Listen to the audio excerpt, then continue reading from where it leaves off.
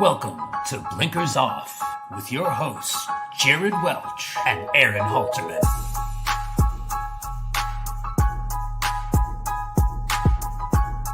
What is up, guys? I'm Jared Welch. He's Aaron Halterman. It is Thursday, July 3rd, and this is Blinkers Off. What's up, dude? What's up? Yeah, man. What a weekend we've got. This one really kind of like snuck up on me. I knew it was coming, but man, there is something going on 24/7.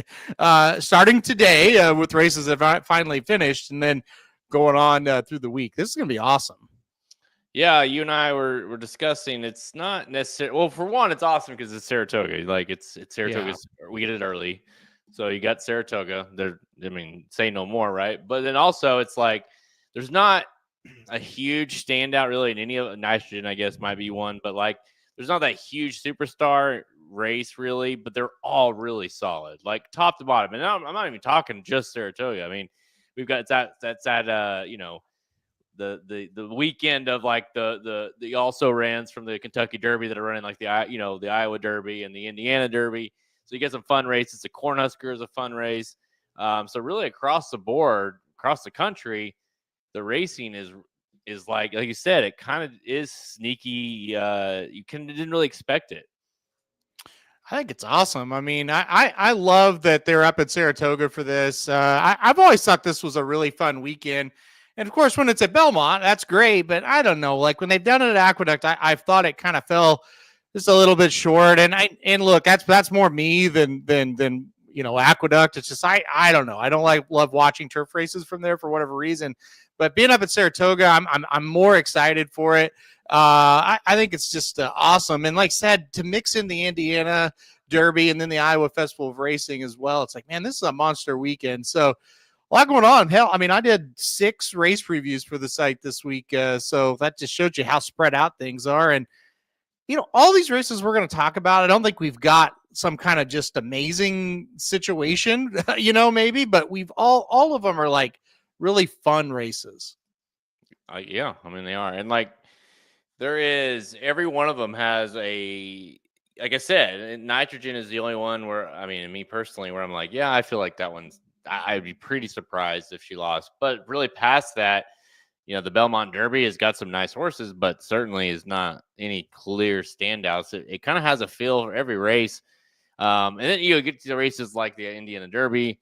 Those are always challenging races in themselves because you're getting to a point where you're like, all right, is this the right class for the horse, or are they just not as good as we thought? You know what I mean? So like, there's a few in there that you're like, okay, is this the perfect race for them, or was I kind of wrong about them all along? So, this is a pivotal kind of weekend for some of these kind of lower end horses. Oh, definitely. Yeah. I mean, Indiana, you've got a good mix. And then Iowa, you've got a horse that could be a major horse coming back, or he could be, not. Well, we'll talk about that more when we get to the actual races. But they're very, I really feel like there's a lot. I mean, these races are always important. I mean, to win any kind of Derby is big, especially $250,000, $300,000 purse like Iowa and Indiana both hold. But there's implications in these races to come, and they're not just say the West Virginias and the Oklahoma Derbies next. Some of these horses I think might be able to jump back up to a higher level again, and I think that's kind of unique. Now, maybe in Iowa, maybe there's only one you can say that about, but in Indiana, it feels like there's 2 or 3 that are on the bubble there. So that adds a little something to it for sure this year. All right, we'll get into the racing coming up, but let's go back a little bit of what we saw last weekend. Of course, that included 2 Breeders' Cup races. I know you've probably talked about them a few times here over the week on different shows, but that of course it was the Stephen Foster and the Fleur de Lis and Mindframe and Torpedo Anna. Let's talk. I guess we'll start with Torpedo Anna. She came back. She showed back her kind of class, I guess. Kind of looked a little bit more, at least what the earlier in the year looked like. You and I both commented after the race, kind of like, hey, yeah, she looked great. That was great to have her back. Definitely doesn't look like she did last year. With that said, the quotes from McPeak after the race, which, I mean, doesn't really. I mean, it doesn't surprise me in like an overall picture because I kind of thought that's what they would try this year. But after the way she's been running, I wondered. But sounds like they're still hoping to get her to the Breeders' Cup Classic, not the Distaff. So, thoughts on all that? I think her next race will really tell us a lot. Kind of obviously whatever happened 2 races back, there was no explanation for it. She just wasn't herself. Didn't look like herself. Got bumped around early and stuff like that. But it was almost like after the race, they're like, "Oh no, she's hurt or something," and she was fine. So just to get back in the winner's circle, I think that was the goal for last weekend, and she did. And I'm with you. Like, she looks good, but she set a standard that's so high, and she hasn't quite lived up to that standard that she set for herself this year so far. She's 3 out of 4, right? And she's a multiple graded stakes winner and a grade 1 winner this year, even. But you're saying, I don't know. I got to see more. I think the next race up at Saratoga, she's going to run in the Purcell Ensign, I've heard. I think that'll tell us where she's at. If she goes up there and she wins and she looks really good, then I think the Classic might be on the table. And if she kind of just keeps winning or even loses, but let's say wins and it's not as impressive, you might just say Distaff again for her because it hasn't looked as easy this year as it did last year. And she's winning by like similar margins in these races, but just go watch the replays of say like the Oaks or the Acorn, the Coaching Club American Oaks, and then watch some of these ones from this year. She looks a little different last year than she did this year. Yeah, I mean, you could argue that Travers last year took a lot of oomph out of her because even though she did win the Breeders' Cup, it wasn't that dominating effort. Again, it's like we're sitting here like saying, well, she's not the same. Well, she's winning all these grade 1 races, horse of the year, pretty much did nothing wrong whatsoever. But yeah, I think you and I are. It's kind of hard to put your finger on it, but you watch enough racing to be like, yeah, I don't know. But the one thing about her too is we didn't know how good she was, or didn't think she could be good enough, and then she kind of stepped her game up in the Travers, although it wasn't quite good enough. But she ran an unbelievable race. So sometimes it's like, well, maybe she's just got that talent where you put her in a tough race. Although the Classic is very ambitious. We have a solid class this year of older horses and 3-year-old males that should be aiming towards the Classic, and that would be not that it ever is, but this year of all years feels like it'd be very, very competitive. But the Purcell Ensign is the next race according to McPeak after, followed by the Spinster, and I mean if she wins both of those, they said Classic. So those are 2 big ifs because those are 2 tough races. And you kind of wonder too now is maybe do people see what we're seeing and maybe the fields get a little tougher, meaning they're not necessarily shying away from entering horses against her. I don't think they'll shy away. I think the problem is we do have a lack of really good, older female horses. So yeah, I'm with you though. I don't think they're going to skip races, the big ones that she's going to point to, but there's not anybody out there that's really scary. And that was kind of the situation with the Breeders' Cup Distaff last year. Yeah.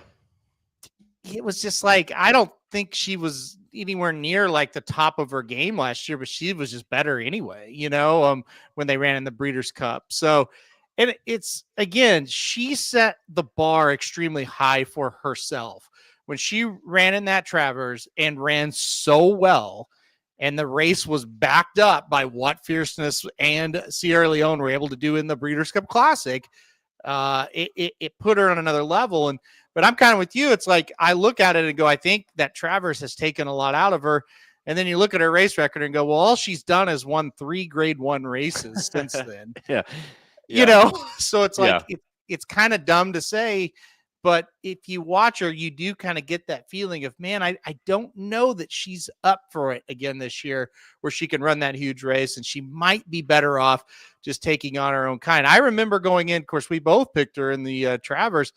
I remember going into it, I was like, oh, I have no doubt she can compete, like none. Like, can she win? Yeah, maybe not, but she's going to be right there. Where let's pretend she was going to run and say the Whitney coming up in Saratoga this year. At this point, I would not pick her to win, right? No. And that's what I'm trying to describe. And By the way, I could be absolutely dead wrong. Okay. I'm not saying that I know everything, but I'm saying that's just like my take on her right now. Like it's like she just doesn't like, I don't know how to describe it, but like when you watch her win like the Acorn last year, it's just like that is elite. Like that's crazy talent. And you watch her this year, it's like that's very good. But I don't know if it's let's go beat Mind Frame, Fierceness, Sierra Leone good. And I think it's safe to say, like, let's not kind of, like you said it, where her 3-year-old year wasn't just good. It was one of the best 3-year-old filly years of all time, right? Mm-hmm. She won Horse of the Year. She did almost nothing wrong whatsoever in the year. And so it's like the bar is so high that Mm-hmm. You look at some of the horses, you look at Rachel, like, I mean, some of these horses, they don't come back exactly how they were. And maybe, like you said, yeah, she's winning, but maybe she peaked here and now she's kind of still very, very good, but kind of leveled off, where certainly when the races do get tougher, are getting tougher now with those older horses, hell, if we're talking about classic older males, things become much, much tougher. To me, like when you talk about 3-year-old filly seasons, Rachel Alexandra is far and away the best. Yeah. I don't see how you can put anybody. She beat the boys 3 times. I mean, Preakness, Haskell, and older ones in the Woodward. I mean, that's far and away the best. But then after that, Monomoy Girl, Swiss Skydiver, and Torpedo Anna, they're right there. And that those were elite. I'm talking just 3-year-old seasons. Those were unbelievable. I'm not sure if Torpedo Anna might be the best of that group. I think it's debatable. So, yeah. but that again, that is the level, right, that we're talking about. And I hate sitting here and saying stuff like this because I still love her and I still think she's very good, and she's still been very good to us from a betting standpoint, whether it's straight exactas or straight doubles. But again, I can see it, and I just think, gosh, I don't know that I want to see her face those boys in the Classic at this state that she's at right now. From the fan standpoint, I mean, obviously, if she comes into it with, wins, I don't want to just throw her in there because it'll be fun. But it's great for the game to have her in the race. I mean, certainly if she were to run off these last 2 races here and win, you're talking about the Horse of the Year, looking to potentially go back-to-back Horse of the Year. Because if she were to win the Classic, she sure as hell would be that. Yep. And so, yeah, I mean, that would be great for the game. We'll see if she can get there. So, yeah, I agree, Jason. It is kind of, it's like, it is, yeah. Like, yeah, he hit a home run, but it was, I mean, barely got over, and, it's not like he didn't crush it like, she had last year. So, yeah, I don't know. I mean, listen, I'm glad to have her back. One of the horses that she's going to have to compete against, it sounds like, if she were to run towards the Classic, is the horse that ran in the Stephen Foster, and that's Mind Frame. We kind of went into it saying that, we didn't just say it. It was the most kind of prestigious Stephen Foster of all time, meaning the most money that had come into that race as far as earnings and the horses. The field was nice, and it kind of lived up to it, Halterman. You got better at performance, a much better performance from Sierra Leone. Mind Frame, dude. Mind Frame ran straight. And gosh, this horse, I don't think that, honestly, dude, I don't think that we've scratched the surface of how good this horse is or might be. I mean, it's just, we're talking about 2 races that the horse lost, and they were the horses that certainly probably should have won. The only times the horse has lost, you can argue, has been because of the mental aspect of the horse and not necessarily the physical aspect. And so talk about a little bit what you thought of Mind Frame. Yeah, I voted him number 1 this week in the thoroughbred poll. Or I'm sorry, I voted him number 2. I had Sovereignty number 1 still, but I voted him number 2, top older horse, I should have said. But I thought Sierra Leone ran a winning race, and I thought at the top of the stretch, okay, Mind Frame's ahead, and he's going to have a chance here, but he can't do anything stupid, right? Like, Sierra Leone's running a race where Mind Frame is going to have to really keep his mind on business. He's going to have to finish strongly. And you could tell, just like some of his other races, he had energy. I didn't think he was fading. I wasn't worried about him, but you better take care of business. And he did. And he did it perfectly. He did it exactly how you want one to do it. He will be very difficult to beat if he can continue to do that, because the thing that he has is that high early cruising speed, but he doesn't have to have the lead. He'll sit there, he'll wait, and then he'll go, and he's got energy left because he's not chasing. He's just naturally fast. He sits in a good spot, and he's going to be tough to beat anytime he enters if he's going to run straight in the stretch. So, look, I thought he was fantastic. I agree with you. Certainly in the Belmont, I think he cost himself. The Haskell, you could say, I don't think he ran quite as well there, so you could debate that one, but he contributed to his only losses were more him just not taking care of business. That being said, it's 2 losses, and it was the 3rd race of his career in the Belmont and the 4th race of his career in the Haskell. Yeah. So even if you're going to say, well, Dornoch beat him fair and square, it's still just his 3rd and 4th race, and he lost, and he got 2nd in them. So, I think he's developing into a really, really nice horse. I hope whatever happened last year is behind him. Like I said, I think he's going to be very tough to beat in these races if he can continue to kind of hold it together like that. I mean, that was impressive. Yeah, it was, man, I thought it was what was so impressive about it was when Sierra Leone got up on kind of really right on him in the turn. And that usually is kind of the killer move that Sierra, once he gets up to you, the issue is not him, getting past horses. It's like once he gets to the horse, like to the front or towards the front, usually you don't beat Sierra Leone, right? Because once he's up there, he's not quitting. And Mindframe, mind you, had been plenty ahead of him. Just kind of disposed of him. Just said, no, I'm going to keep going here. And that's, like you said, that not only is that impressive, but it's tough for a horse like Sierra Leone, who he's like, damn, I can't get there. I did everything right here, and I still can't get to Mindframe. So yeah, I was super impressed. Obviously, I've liked Mindframe for a long time, and it's kind of cool to see him maybe showing a little bit what he has. You look at his stablemate and Fierceness, had mental issues, obviously. Still maybe does a little bit, but not like he had as a 3-year-old where it was like he was either all or nothing. He didn't know what he was going to do. He certainly has kind of worked those out, and Mindframe, could be that kind of same scenario, right? The horse that just, as he's gotten older and more experience, right, of anything, he's just learned how to finish races. Mindframe, Fierceness. We're going to talk about Locked and Antiquarian coming up. Pletcher's looking pretty good in that older division right now. Those horses are damn good. And a Fierceness that fires and a Mindframe that fires. Boy, that would be fun to watch. Maybe we get to see it in the Whitney. That would be cool.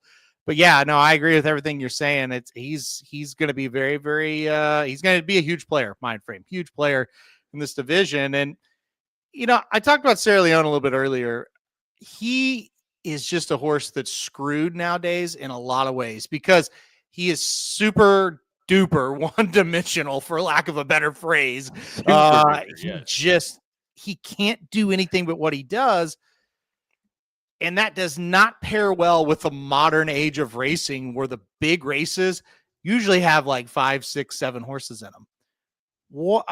He is helpless a lot of times in these races. And I picked him in that race because I really thought exactly what would happen. And I wasn't confident that Mindframe could finish the deal, right? Yeah. But I knew going in, though, hey, if he can, he's up against it again, right? But don't give up on Sierra Leone like I did and many of us did last year, because what happens when he gets in a field of 10 and the pace is a fast pace? He's going to be tough. Like, he keeps losing. Like, you think about up at Saratoga, 5-horse race, 6-horse race. Last year, 6 or 7. I think it was 6 that went postward in the Stephen Foster. He's fucked in those situations. I mean, to be blunt, like, he can't, because he literally can't do anything but what he does. And in that situation, American dirt racing in 2024/now 25, it doesn't work. Here's a thought. If you're Chad Brown, like you need to, like with Sierra Leone should just be like, you know what, any race he's in, and I don't, I'm not off the top of my head, I don't name a horse he's into. No matter what, he is the rabbit. We've seen the rabbits before for Chad Brown, but they're always on the turf, right? Give this horse a rabbit on the dirt, and no matter what, just blitz him. And at least one, you're securing another horse in the field, so a little bit larger field, and you're at least solidifying the pace a little bit. Maybe you soften up first mission in Sierra Leone there enough, or mind frame enough to where he gets by. Like at this point, I'm with you. He is totally one dimensional. Might as well try it.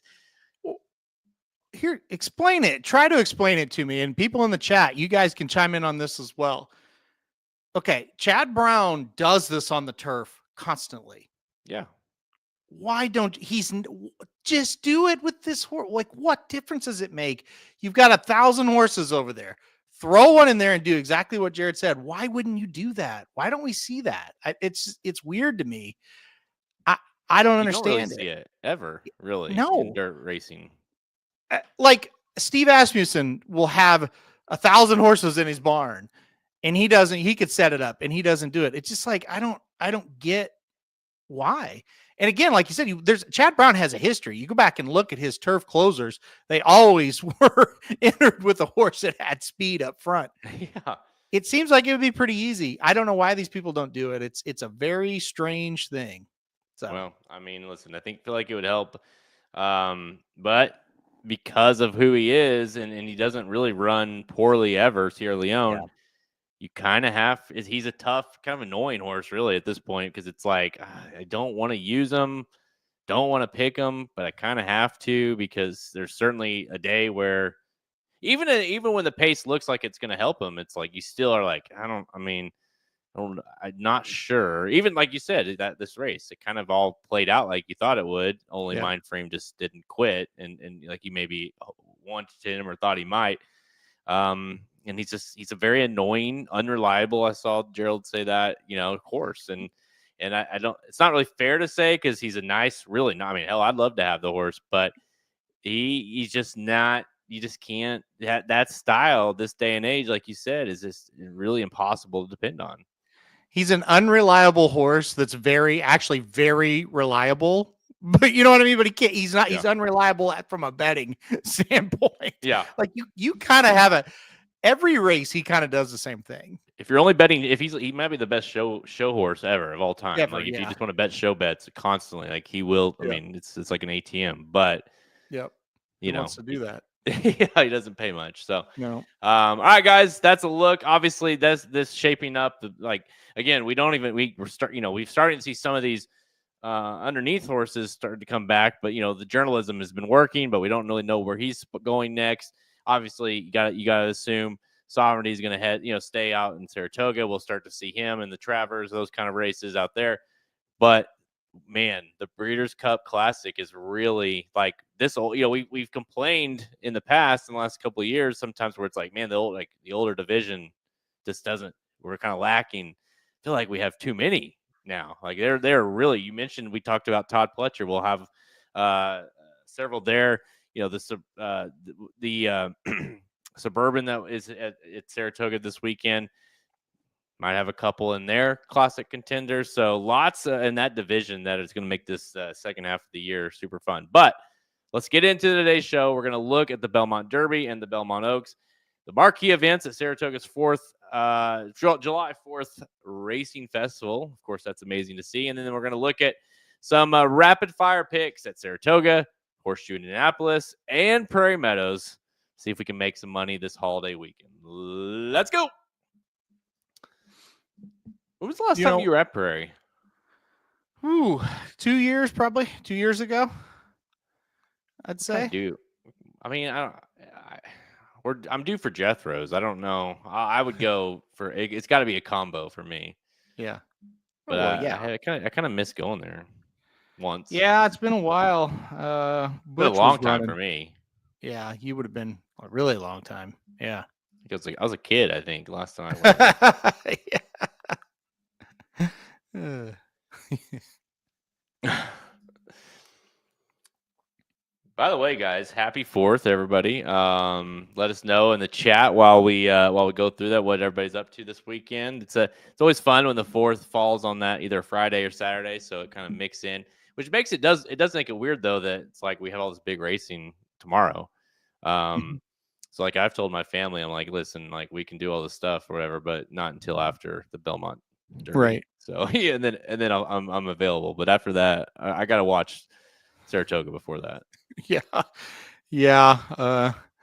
Yeah, I won't be very present at any parties tomorrow. So. All right, guys, let's stick with Saratoga, and that is Friday, July 4th. Hard to forget the date there. Race number 9, the Belmont Derby Invitational, Grade 1, 750K, going a mile and 1/8 on the turf. Field of 8 lines up here, Halterman, and listen, New Century at 3-1 versus Final Gambit at 5-2. Test score kind of under the radar. I don't know if for the smart bettors, but under the radar in a sense. Hasn't been talked about a lot at 4-1.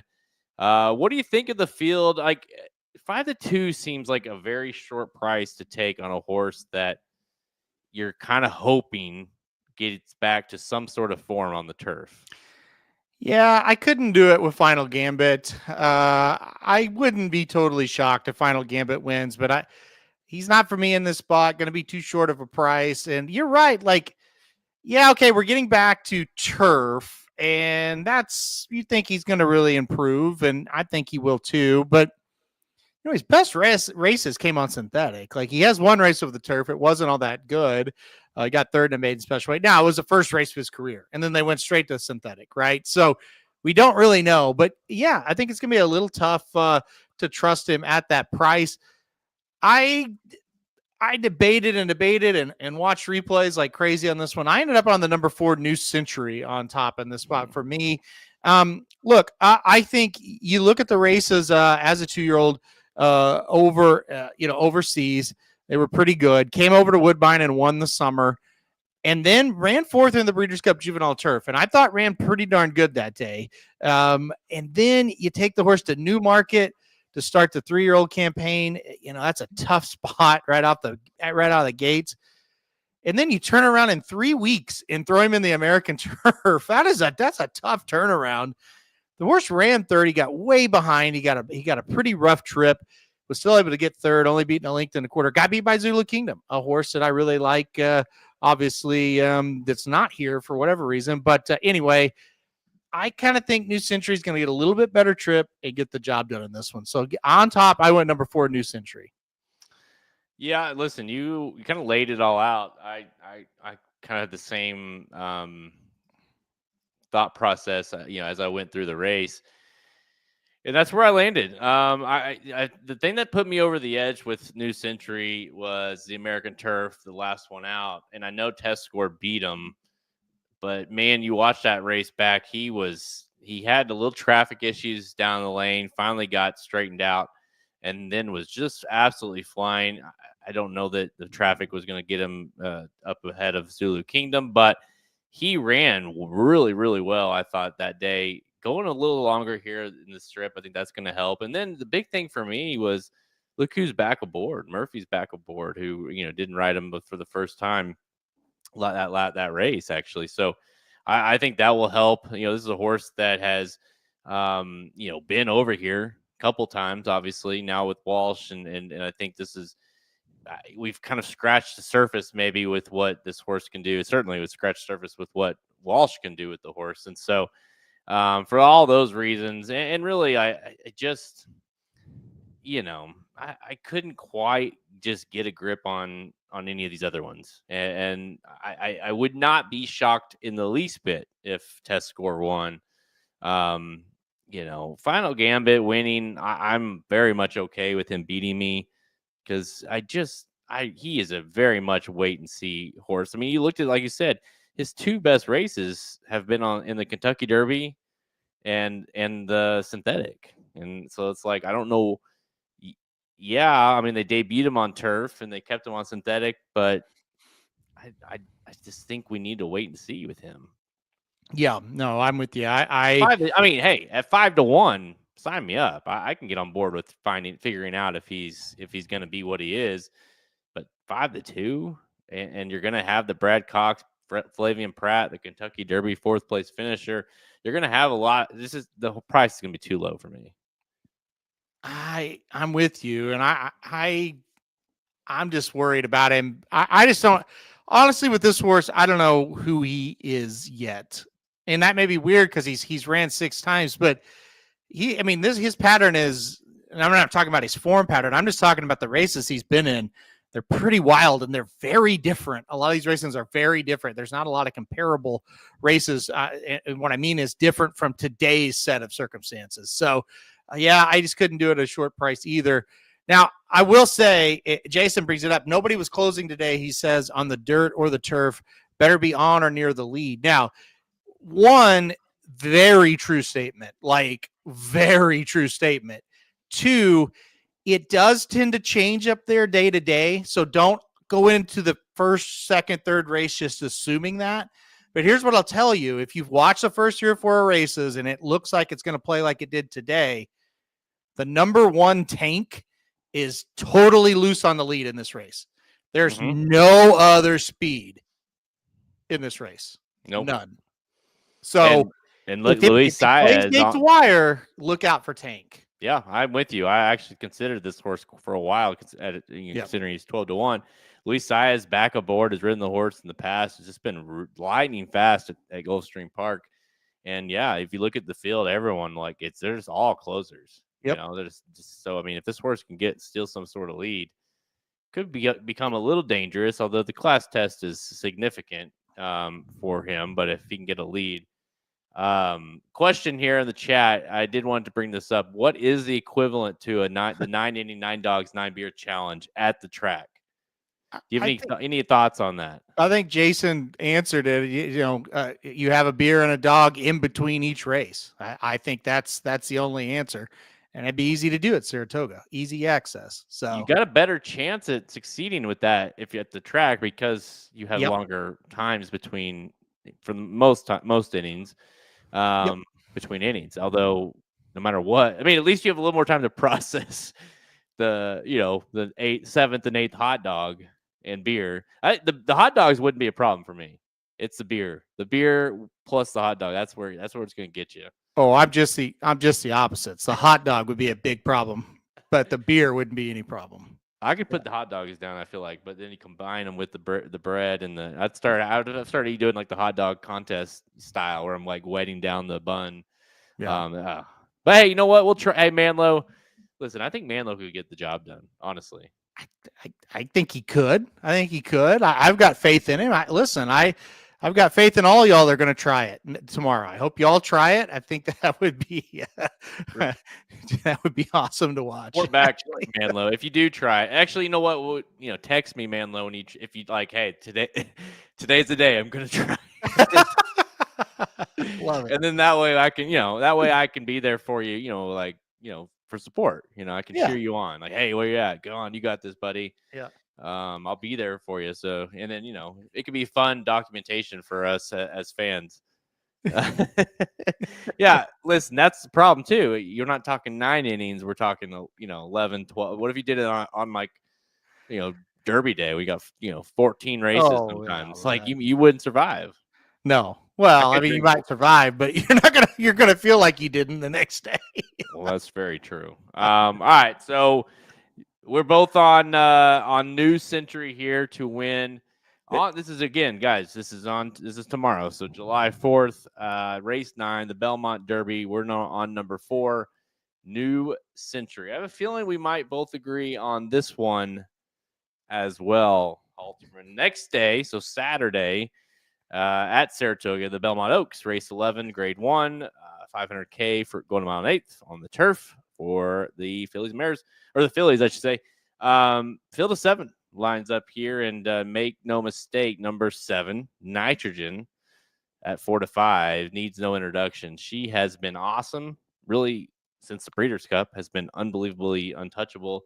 She was put on a show, let's be honest. So, at Saratoga last out. Again, that was on the dirt or slop, as we should call it. But she just rolled. How much do you love her here? Oh yeah, I mean, I like her quite a bit in this spot. I think I haven't handicapped the entire card, but I would imagine this is going to be a single tomorrow morning when I finish up my picks. Yeah, she just looks the best. Like, I did the race preview for this one early in the week, and it's like she's beaten almost everybody in this field, and she's done it pretty easily, and she's done it pretty recently. So those are reasons to really love a favorite when you see that. The only horse that really has me worried is a horse just to her inside, the number 6 Mayday Ready. I'll talk about this one for a minute because Mayday Ready is a horse that finished ahead of Nitrogen. That was in the Breeders' Cup Juvenile Fillies Turf, where Mayday Ready was second in that race. Nitrogen was third. Now they were close together, right? So it wasn't like a dominant win or anything like that over, but it was it was decisive enough. So there's that. Now they've both taken very different path since, right?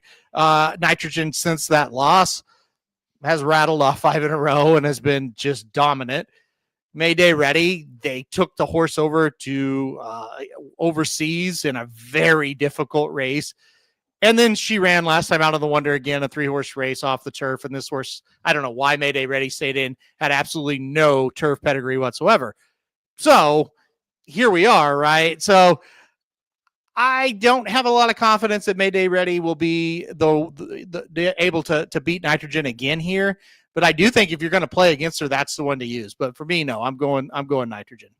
Yeah, that is it's pretty interesting actually. If you go look at there's like you mentioned it, you go through the form and like when you look at the form, you'll as far as past races, you see like if it's bold, it means they're in the race. If it means if they're italicized, it means they won the next start.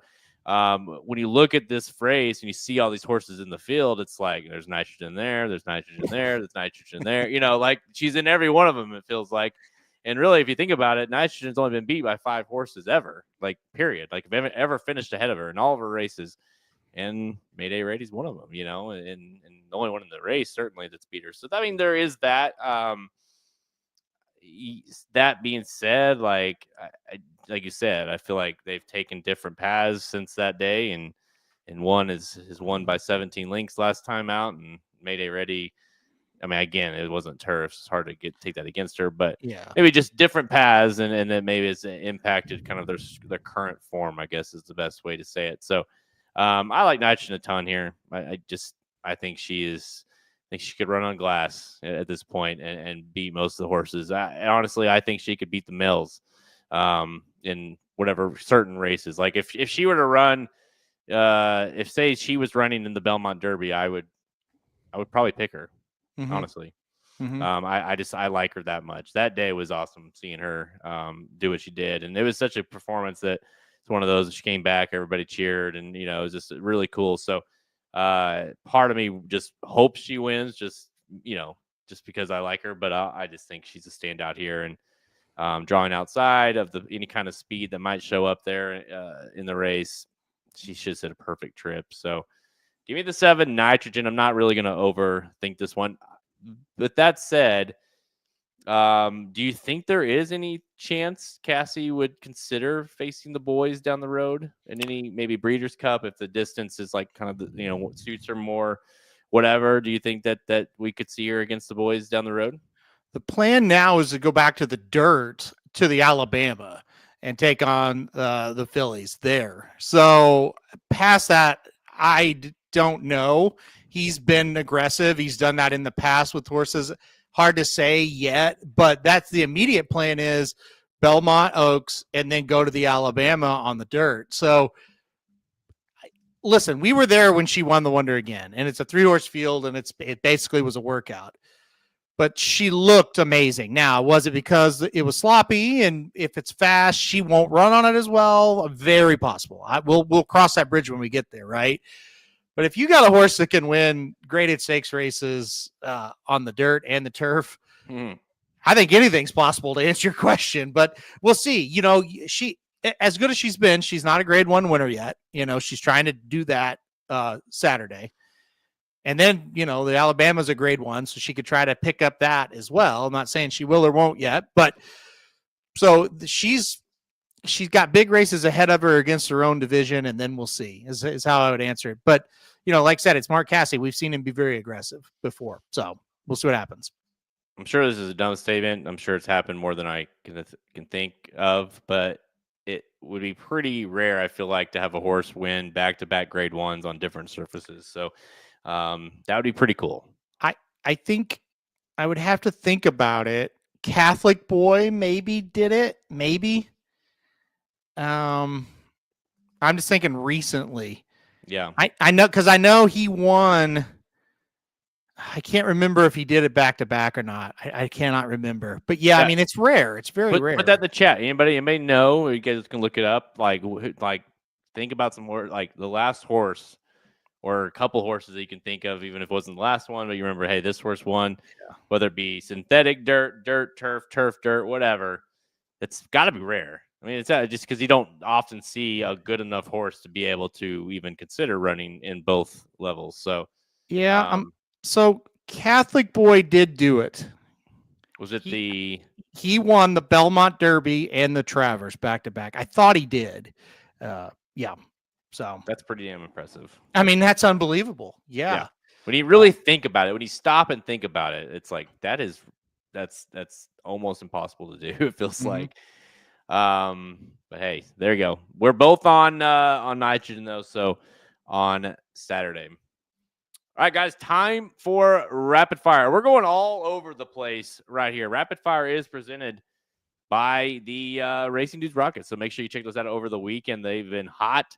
They were hot at Saratoga when we were here for the Belmont, and hopefully we can continue that here with the Rockets at Saratoga this year. You can get those at reduced prices now, especially for the Saratoga meet. So go over to racingdudes.com, head over to that premium products page. You can either get individual tracks for certain days, or you can get the subscriptions for the Rockets. They focus mostly on your doubles, your exact, or your pick 3, pick 4s, that kind of stuff. Halterman, you just hit, what was it the other day at, was it Aqueduct, right?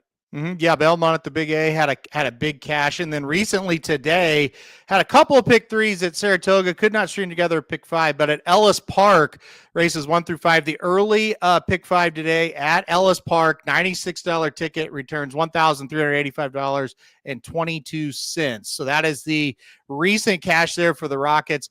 The pick 5 tickets are always under $100. That's the thing. We never put one over $100. So it's always affordable. The pick 3 tickets, we have those rolling pick 3s. Those are usually $12 tickets, and rolling daily doubles that are usually $12 tickets as well. So we try to keep the ticket prices pretty low there. And you can always mix and match in what you want to do as well. But yeah, the product, like I said, $96 ticket today at Ellis returns almost $1,400. So a good start to the week. Well, let's keep it going this weekend. Obviously, lots of big races, and we'll talk about them right now. We'll go back to Friday at the Spa at Saratoga, race number 8. Halterman's favorite horse. I feel like we've talked about this horse 16 times since the horse even ran a race. That's the Manila Stakes, grade 3, 200K, 1 mile on the inner turf. And large field here, but highlighted here by number 4, Zulu Kingdom at 6-5. Halterman, he's finally running, right? Are you going to finally pick him? I've been waiting to bet him since May 3rd. Obviously Zulu Kingdom, a horse that won the American Turf, had a nice wager on him that day on Kentucky Derby Day. And then, was entered to run at Saratoga, had him singled, had a lot going on, and a race came off the turf, and obviously didn't run. And then Penn National 2 straight Fridays, had ready to bet him, canceled one day, didn't show up the next one for the next week. And so finally he's back. So long story short, yes, I'm going to pick Zulu Kingdom to win this race. And look, that would have been a real bummer of a story if after all that, you're like, yeah, man, I went against him here. Yeah, I'm going to go Reagan's Wit on top of this one, or his stablemate, uncatalyzed. Anyway, look, I picked New Century, and I also like Test Score in the Belmont Derby because of the American Turf, right? Like I like Zulu Kingdom so much that those horses ran really well behind him, that those are the two horses I'm really going to use in the Belmont Derby. I thought Zulu Kingdom would be in the Belmont Derby. I guess they don't want him to run that far. Maybe they want to keep him at a mile, whatever. He's a big standout to me in this one. So Zulu Kingdom, going to be my top pick here. And he, like, at this point, the only worry I have is, man, if he was doing just like great, wouldn't he be in the Belmont Derby? That is the one worry I've got. But on paper and how I feel about him, he should win this one.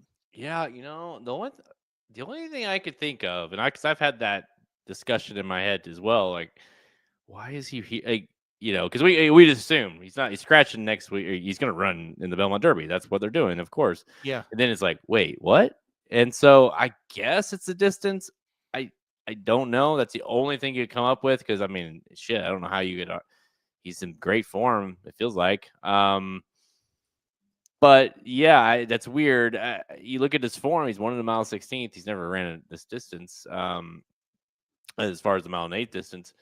But yeah, I mean, he should roll here. But I'll say this though, you might disagree, but they should have ran last week. Okay, they should have, like, because this race, he is a standout. He was a huge standout last week, a bigger purse, by the way. But there are some interesting horses in this one. That's all I'll say. I'm not saying he's not a standout, because he is, but I think there's some decent kind of horses in there, and it's Saratoga. Things can happen. I don't know. I think Reagan's Wit is interesting. I think on Cadillac, like, what is, like, this is the stablemate. That looks like a very promising horse that's just coming off of made special weight. Chad Brown is throwing the horse in there, right? Like, why do that? And then you go all the way towards the outside, and the 10 straight cash. I don't know what this horse is. What is this horse, Halterman? Like, that is a very interesting. So this horse wins for fun at Santa Anita from the Baltus barn. Now Sherry DeVoe, Brian Hernandez, after Pratt rode out there. Hernandez has got the mount here. Looked like visually everything like was a heavy bet horse that day. Now they ship here, and now you have a different trainer, and it's a weird horse, right? I will say this on yes to that question. Definitely a weird horse. It's also same ownership. Well, somewhat of the same ownership of your horse, Zulu.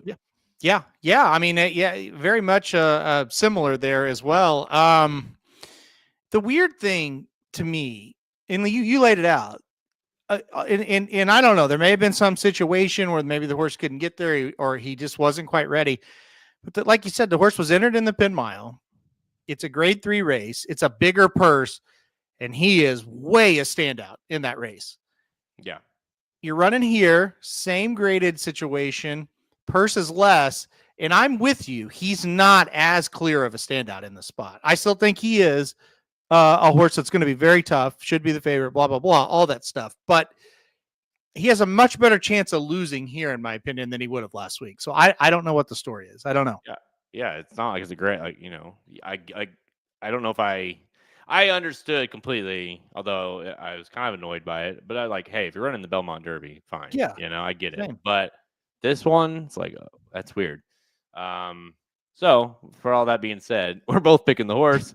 Number 4, Zulu Kingdom, to win win the Manila. All right, let's go to the race after the Belmont Derby on Friday, on tomorrow. That is race 10, the Suburban, grade 2, 400K, mile and a quarter for those 4-year-olds and up. And again, I talked about it in the opening a little bit. These names should sound familiar to you, because these are horses that we know and love, maybe lightly, but horses that could make a run here as we get into the second half of the season towards that classic division. And listen, dude, it's a nice bunch of horses that aren't the fiercenesses and the mind frames, but certainly nice horses locked. The stablemate of those two, 8-5 favorite. Awesome, Aaron. Listen, we have Awesome Aaron already on the show, but your horse is the 8 horse, 7-2. Nice looking horse as he's coming into this one. And Antiquarian, another horse that you like, at 4-1. You also have like the Bendugs and the Honor Maries. Disarm. I'm not falling for that one again. Phileas Fogg, I think is nice. Like as far as I don't know about this level, but as a decent horse. So it's a nice little betting race, Halterman. I'm really super excited for this race. I've been a big fan of Locked. I'm going to go against him. I'm going to go number 7, Antiquarian, in the spot. I feel like he ran a sneaky good race last time out in the Blame. If you didn't watch it, he was rolling and he bolted to the right about as hard as a horse can bolt. Yeah, it was bad. And he said, "Here you go, Mystic Dan. The golden rail is opened up for you yet again." He takes out other horses. But when he got going again, he was making up ground. I thought it was a sneaky race. I think, I've kind of heard through the grapevine, he got distracted by something at the top of the stretch that usually a horse wouldn't get distracted by.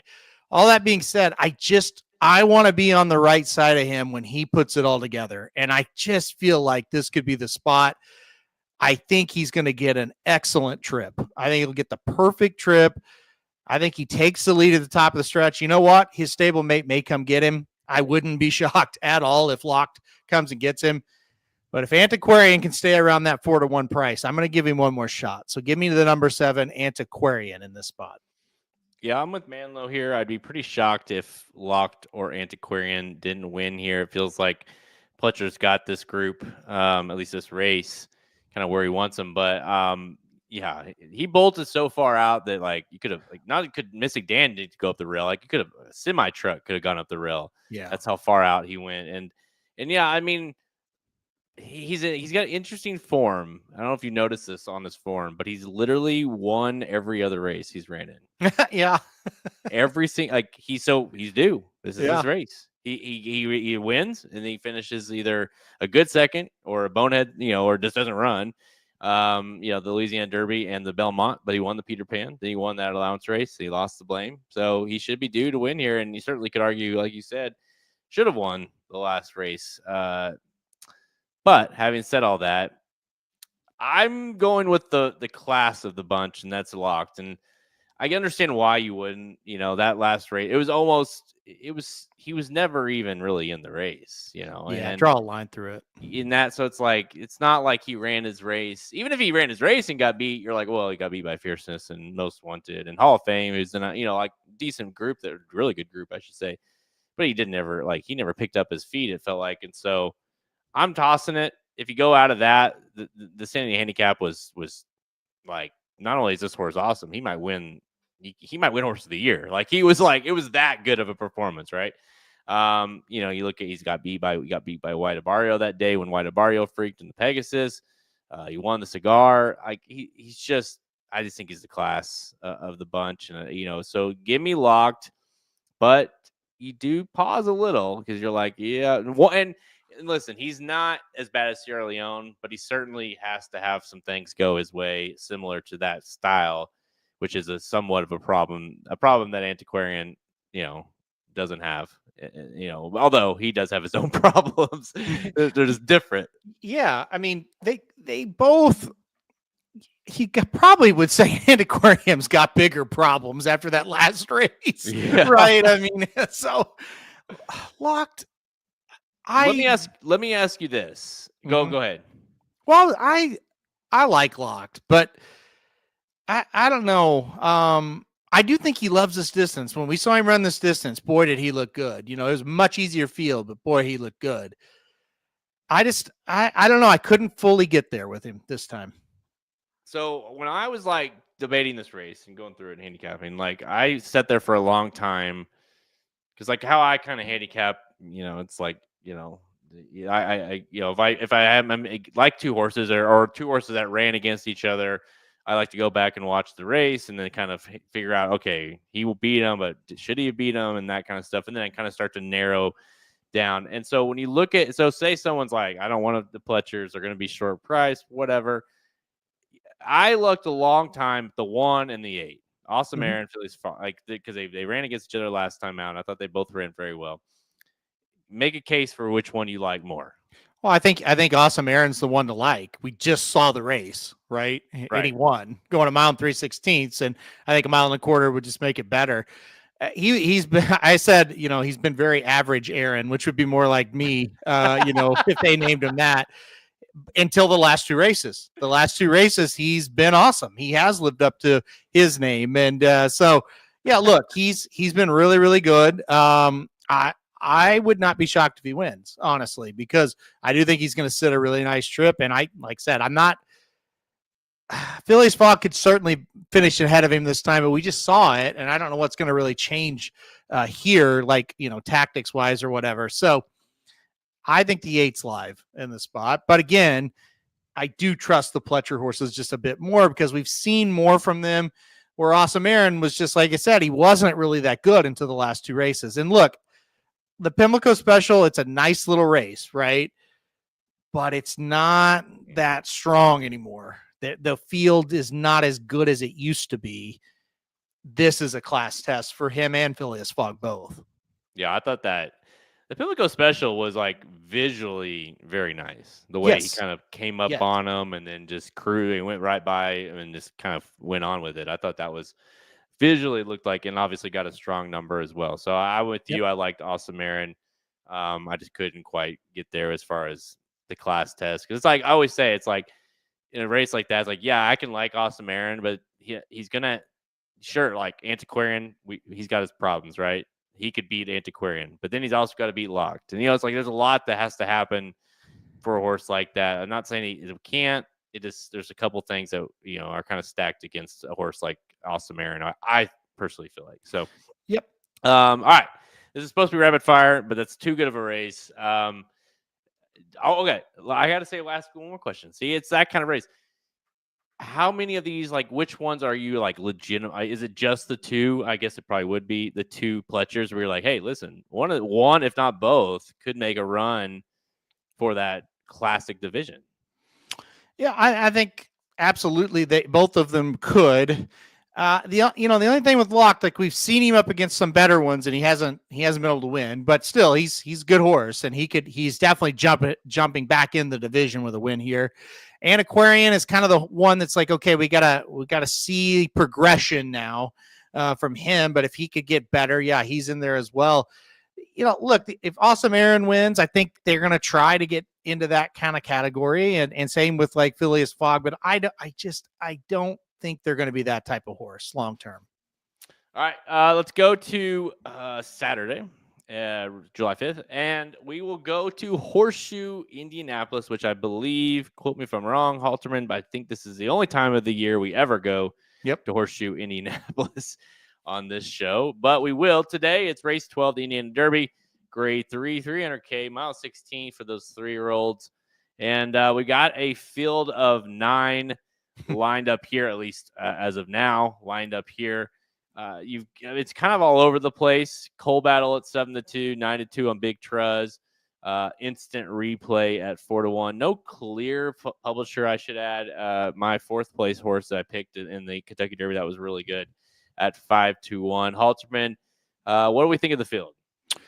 I think it's a hell of a lot of fun. I really do. Now, I think there's like superstars? I don't know. There might be one or maybe, but it's just fun. This is a fun little mix of races. I love this one quite a bit. All right. I would say this, like Shoddy, Coal Battle, this is what I kind of was alluding to in the opening, where it's like this feels like he is like quintessential the horse where it's like, is this finally the race he can win, or is he not as good as he was, or we never was as, you know what I mean? Like he's that perfect horse.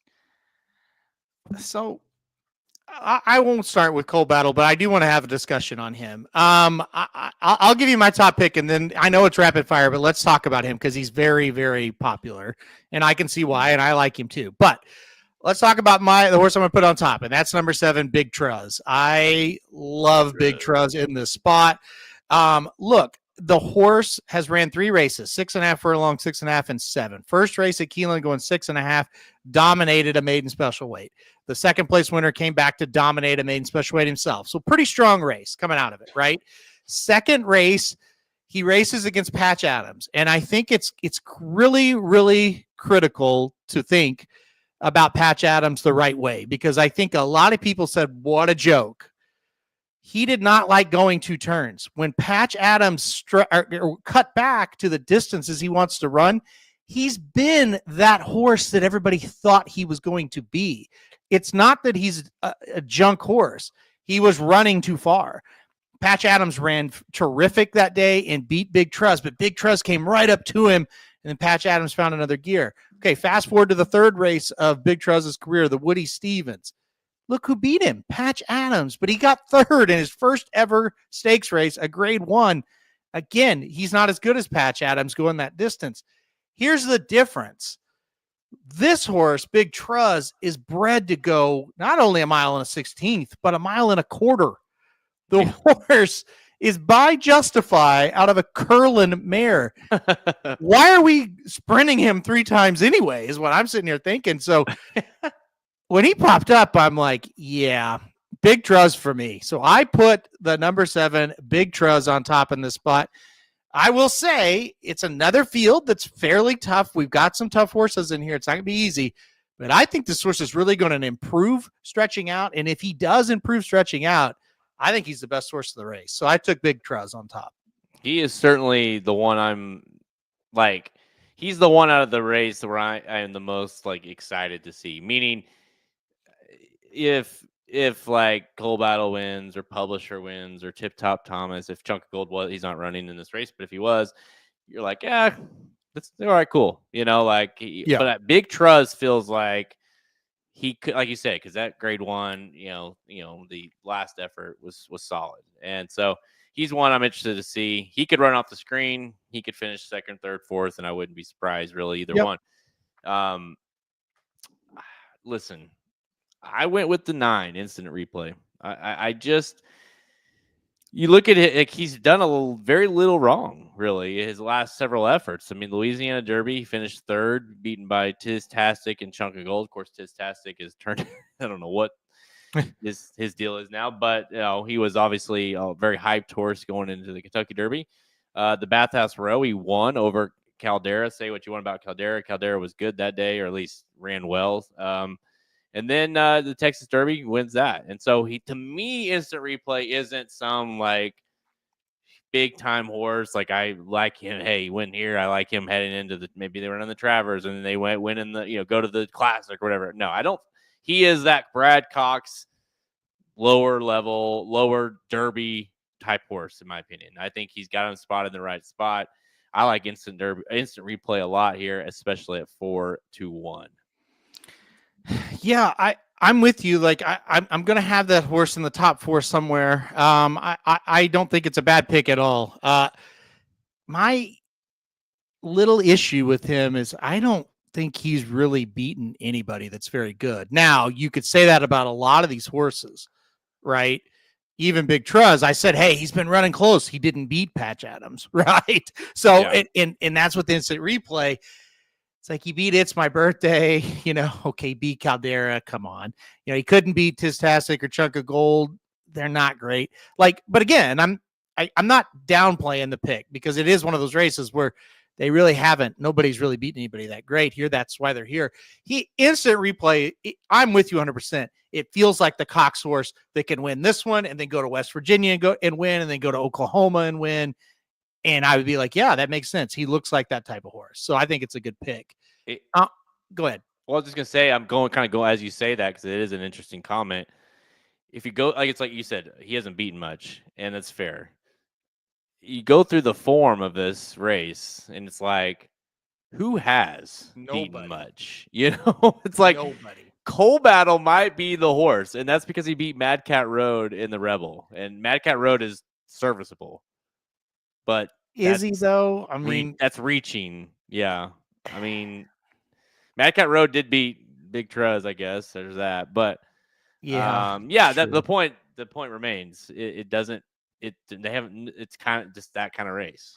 I guess I'm being harsh on Mad Cat Road. You said serviceable, and that is correct. He is.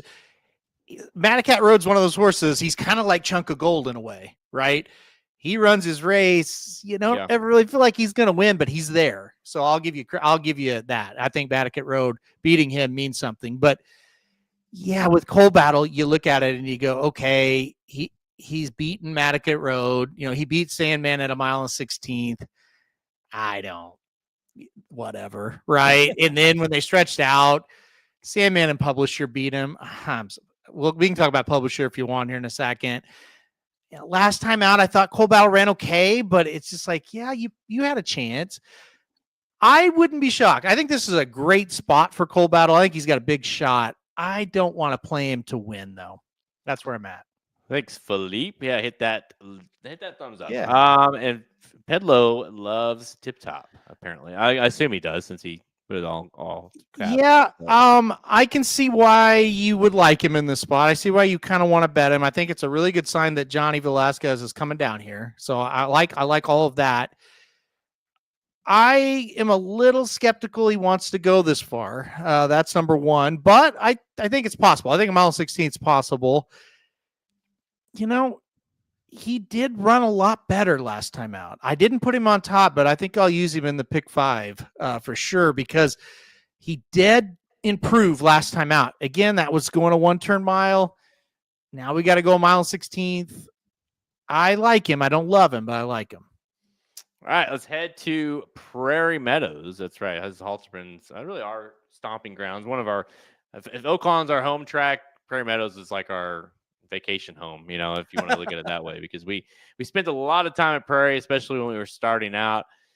Race number 7, the Iowa Derby, 250K, mile 16 for 3-year-olds, similar to the Indiana Derby in terms of class level, and that's why you see some horses pointing here, then they're not going to run there.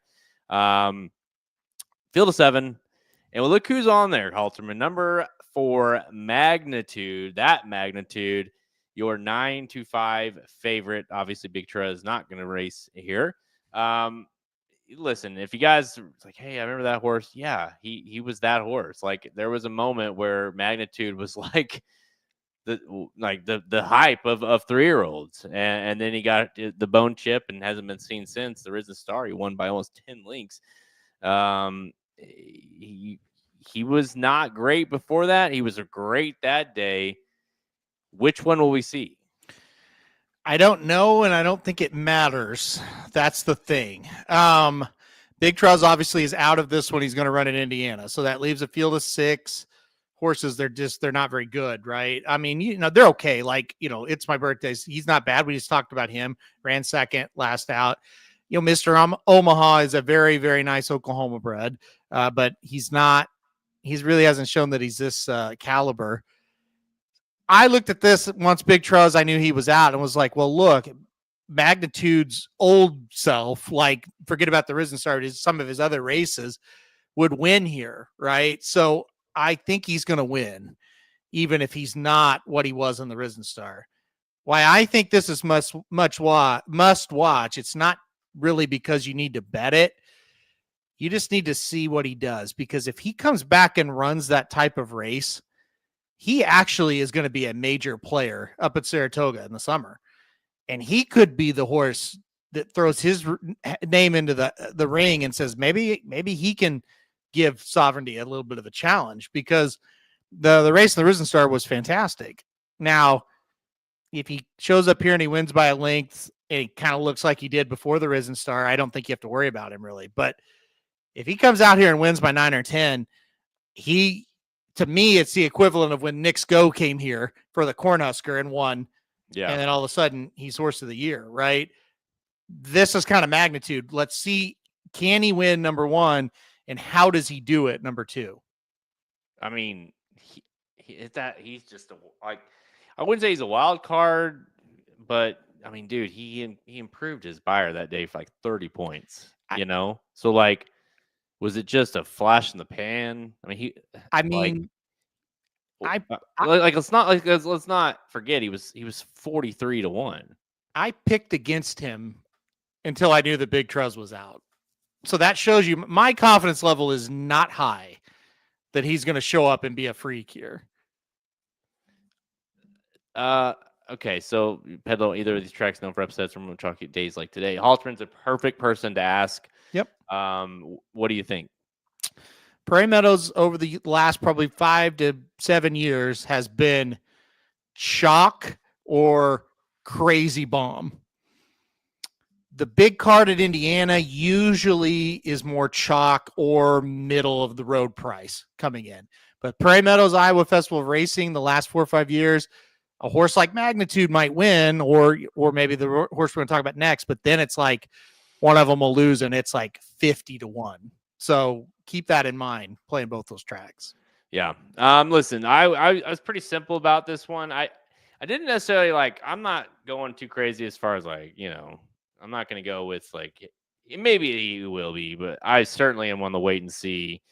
I'm on the very back of the bus in terms of wait and see as far as Magnitude goes, full big picture. But I've seen Prairie Meadows enough. I've been there enough. I've seen this festival enough.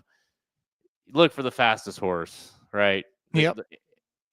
And if you want, there's not a faster horse in his radar if that last race shows up. And you can only go off of what Asmussen said, and it's like he acts like he hasn't missed a beat, and back to train when he's been back to training. And so listen, and then the other thing too, there's not a lot. Big Truz is in the race. By the way, were you picking Big Truz if he was running here? Yeah, that's what I was saying. I'm not that confident Magnitude's going to show up with some kind of monster effort. I was on Big Truz, but when he scratched, it's like, well, he doesn't have to bring a monster effort to get the job done now. Yeah. Well, listen, he could quote unquote regress, off of that last effort. Dude, significantly. He could regress 20 buyer points and probably win. I would think an 89 will win this race. So I say if you can run a 90 buyer in this race, I think you win. got a very, very solid chance to win, and that would require a 20-point fall for him. So I still like him quite a bit here. Well, yeah, interesting player. I'll give you that. So we're both on number 4, Magnitude. Let's go to the next one. Probably a little more interesting race, maybe. Race 8, the Prairie Meadows Cornhusker Handicap. It is a graded stakes race, grade 3, worth $300K, going a mile and 1/8 for those 3-year-olds and up. Field of 7 here. Dragoon Guard for Brad Cox at 7-5. I don't know that I think he should be 7-5, but I do think he's very, very interesting in the race. I kind of think he should be 1-9.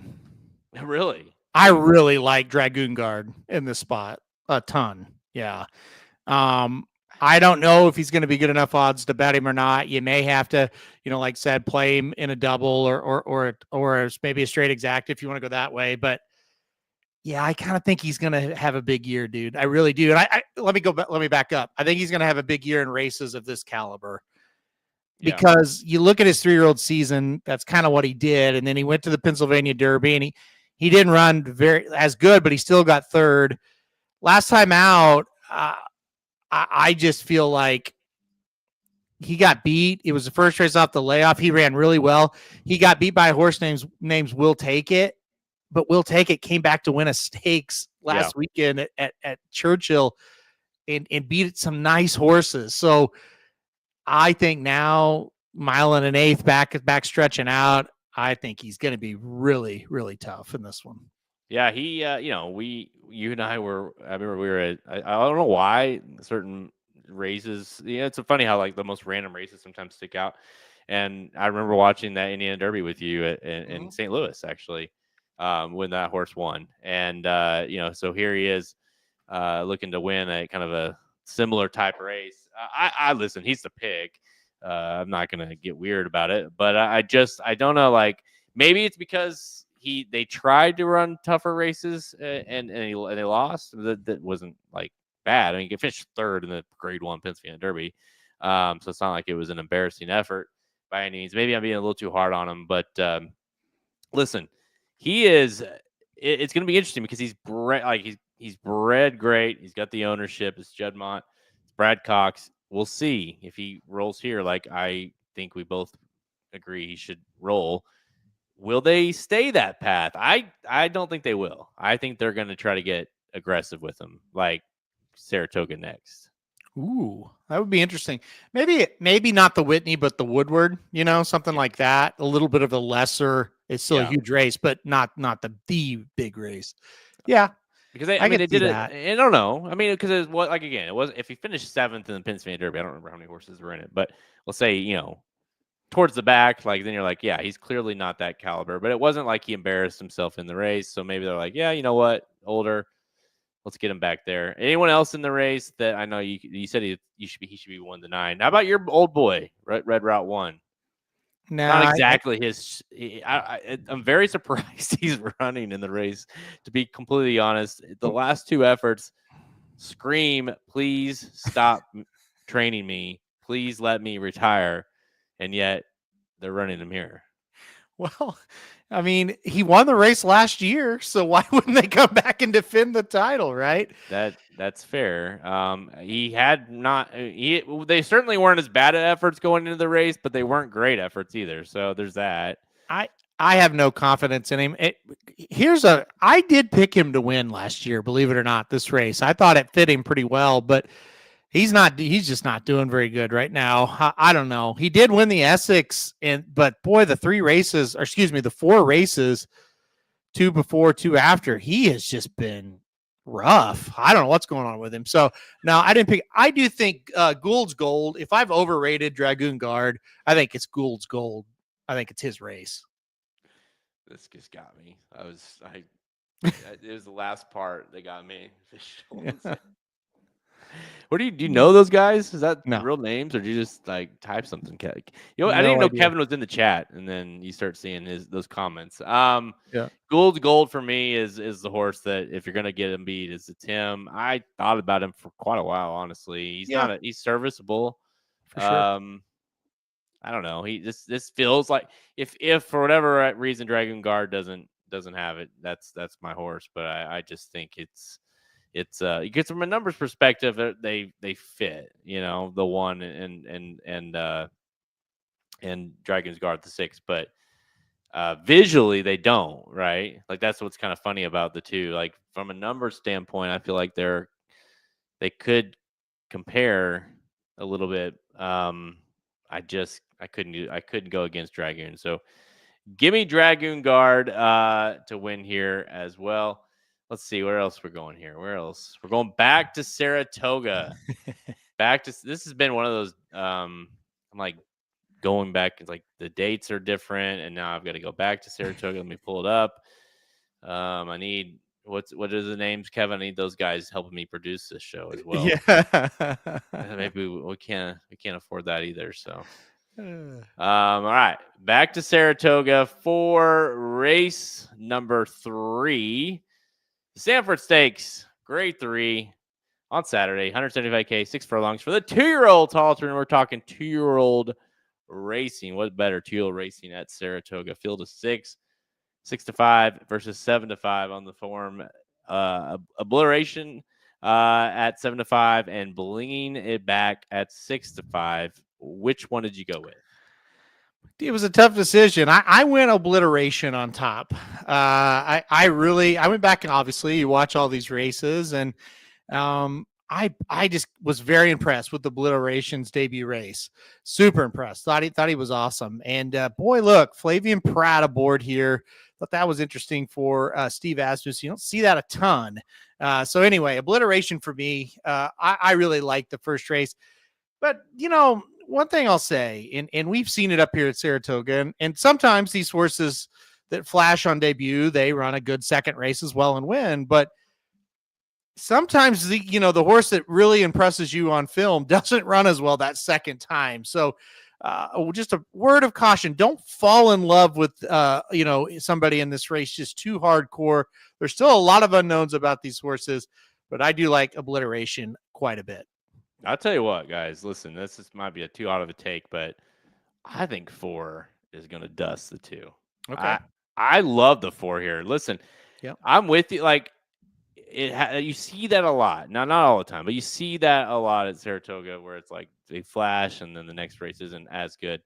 Not saying the horse won't be good overall, but the second race maybe sometimes The second race for the 4 it was good. It was great. It's getting better, right? The Tremont was awesome. And like this horse ran a great race, and Mythical is that horse. Like Mythical filly just kind of put away the 4. But go back and watch that race. It was a very good effort from the 4. And the horse that finished third, which was a distant third, Romeo, came back to roll next out. I believe it was at Churchill. Someone can fact check that, Romeo. But, I mean, it was a nice race and came back and dusted him. So, I think the form is holding up very nicely, and I expect an even better effort this third race here for Mark Cassidy. So, give me the 4, which I get is not like a bold statement because he's 6-5. Right. But I like the 4 to beat the 2. Yeah. But I do think both those horses are interesting. Maybe like long term, I'd be more interested in the 2. I mean, just like seems like maybe that kind of horse. But I don't know. I like the 4 here. This is the most Saratoga thing ever, because out of the 2 Cassies, I like the 5 over the 4. So, but that's Saratoga. Like this is what makes it fun. Like today, there was a great performance by a filly that debuted, and everybody better, and it worked out. But a lot of times they don't, and that's kind of the point here. So Jared loves a 6-5. It might work, it might not. These 2-year-old races can be very fickle. Yeah, I liked the 5. Well, what's funny is that you look at the 2. The 2 last race, on debut. Both of the 2 and the 5 are debut, which is easy to fall in love with those debut type horses. Oh yeah, wins by 7. The 5 wins by 8. Like they're clearly like standouts, and then the 4 hasn't won a race. And I love the 4. So and it's like 6-5. Well, now I will say, the Tremont I thought was a really good race from bringing it back. Yeah, really good. Yeah, was a favorite that day, and and I thought like Mythical was just another Super level. good. That was awesome. I would bet Mythical in this race.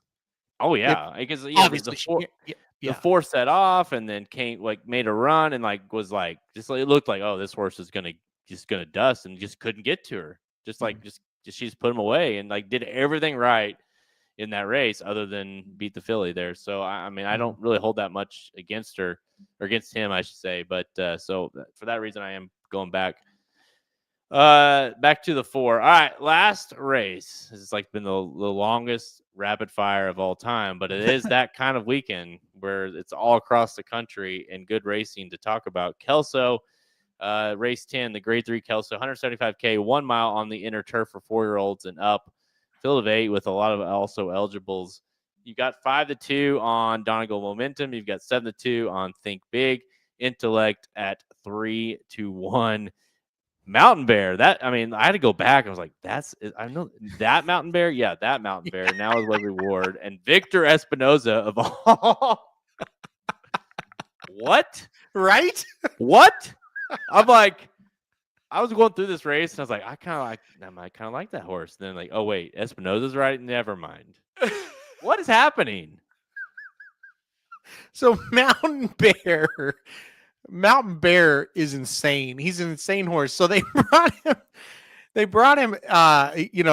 He's always kind of acted up. The last time out at Churchill, he was in an allowance. I think he was like 7-5 or something close to that. And he flipped out at the gate. He was a mess. And so anyway, I watched him that day. I was like, geez, he's just a mess. And then I literally laughed out loud when I saw that Victor Espinoza was on him. I'm like, first of all, why are you here? Second of all, are you sure that your old ass wants to get on this horse? And this horse is what's he going to do at Saratoga? Is he going to be able to handle that? I don't know. But the thing about this horse, he's very he finished second in the Breeders' Cup Juvenile Turf. Oh, he's good. He's a great then he can he runs well overseas. Really, he didn't win, but he runs pretty well. Comes back, runs third to Carl Spackler and More Than Looks. Yeah, and then the last race runs a good second. He's not he's just what? Wesley Ward, can he not get anybody? Well, yeah, I mean that is right. It's what are you doing this weekend? Could you Victor Espinoza, who we chose. And why? Well, like, it's an 8-horse field, so there's 7. Okay, 7 jockeys are taken. Let's say the 8th best jockey at Saratoga. You couldn't get him to run in this race. I mean, I don't know, but Yeah, I was so confused. I'm still confused. But you're right. I mean, he can win, and if he doesn't run his race before they open the gates, it'll help a lot. Then you've got the weird Think Big and Arzak horses that go 5 and 5.5 furlongs. They're stretching out. What? That's weird. And maybe they can do it, but that's just strange, is all I'm saying. This is a very good race. I think it's going to be very entertaining. It's wide open.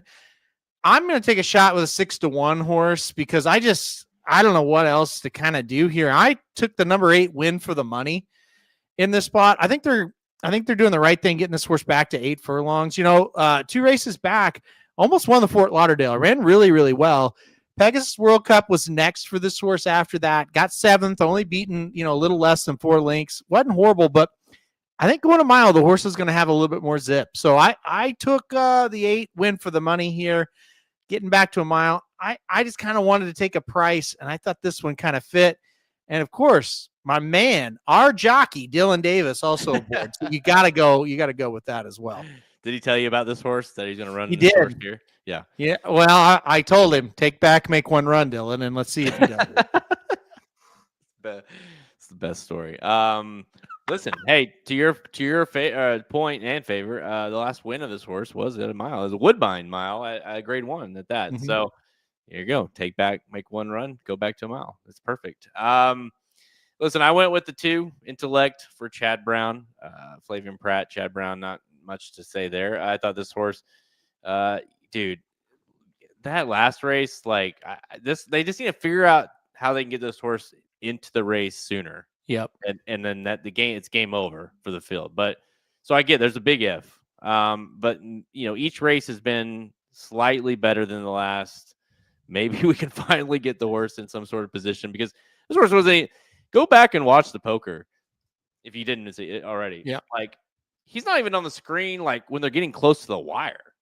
And then all of a sudden it's like, oh shit, here comes this, here comes the favorite. He's flying late. Of course, he couldn't get to Donegal Momentum.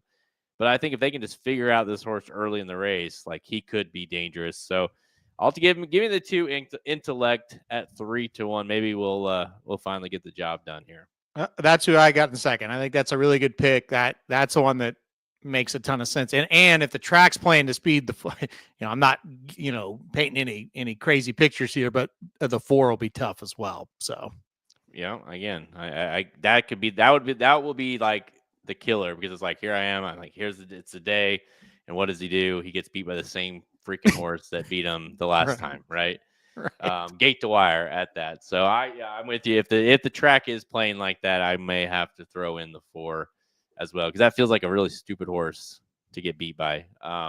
After he just beat the horse I like. So, but yeah, on top, give me the 2 Intellect. Halterman's going the 8 Win for the Money, and that, guys, is going to be a wrap for Rapid Fire. Whew. Not so rapid fire. That was the most non-rapid fire of all time, but I'm not sure. Every race was worth. I don't know how you go faster. Yeah, I know. Kevin, you know all about being fast. Any advice on that? It was one of those weeks where it's damn, there's just races everywhere that are interesting, So, yeah, exactly.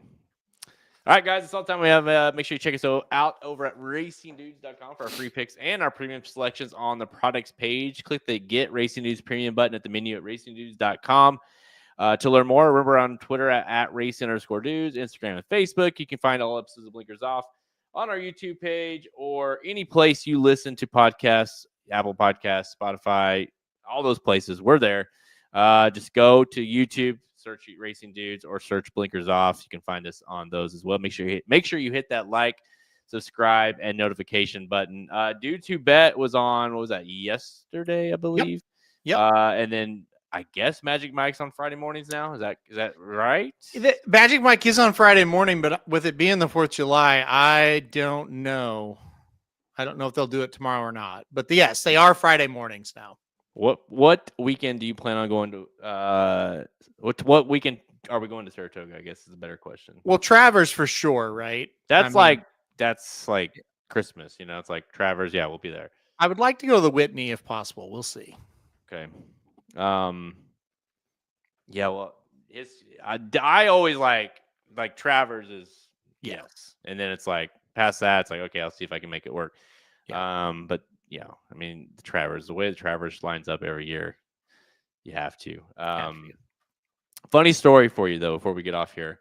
Ooh. So so I still haven't got the whole story yet. I need to figure out like who this guy is. But anyway, so long story short, I'm at the Springfield Cardinals game the other night. As you know, we were with some friends. And this guy that we're with, he helped me coach, flag football. And his son and Cohen and Cooper, all buddies. And anyway, so we were up there. Let's just say this guy is extremely connected and has a lot of he's very successful. Let's put it that way. So we're up in in his private suite, literally having a great time. And we're talking about the reason I say that is when he says I have a friend, you're like, well, who is how connected is this guy? You know what I mean? Mm-hmm. And so it's not like you and I saying I have a friend. It's like, oh yeah, whatever. So we're sitting there. We're talking about what I do and kind of business and all these things. And he's obviously very business minded. So we're talking about it. He's like, yeah, he goes, I have a friend acquaintance or however he worded it, that owned a horse that was pretty good, I think. He's like, I can't remember who it was, and blah, blah, blah. I'm like, all right, cool. And so he's texting his buddy, and we're still chatting about it, everything. And then he's like, yeah, it was, and he kind of shows me it was a Flightline. And I'm like, yep. Yeah, I know that one. Maybe the best horse of all time. Certainly the best horse I'll ever see. Yeah, he was pretty good.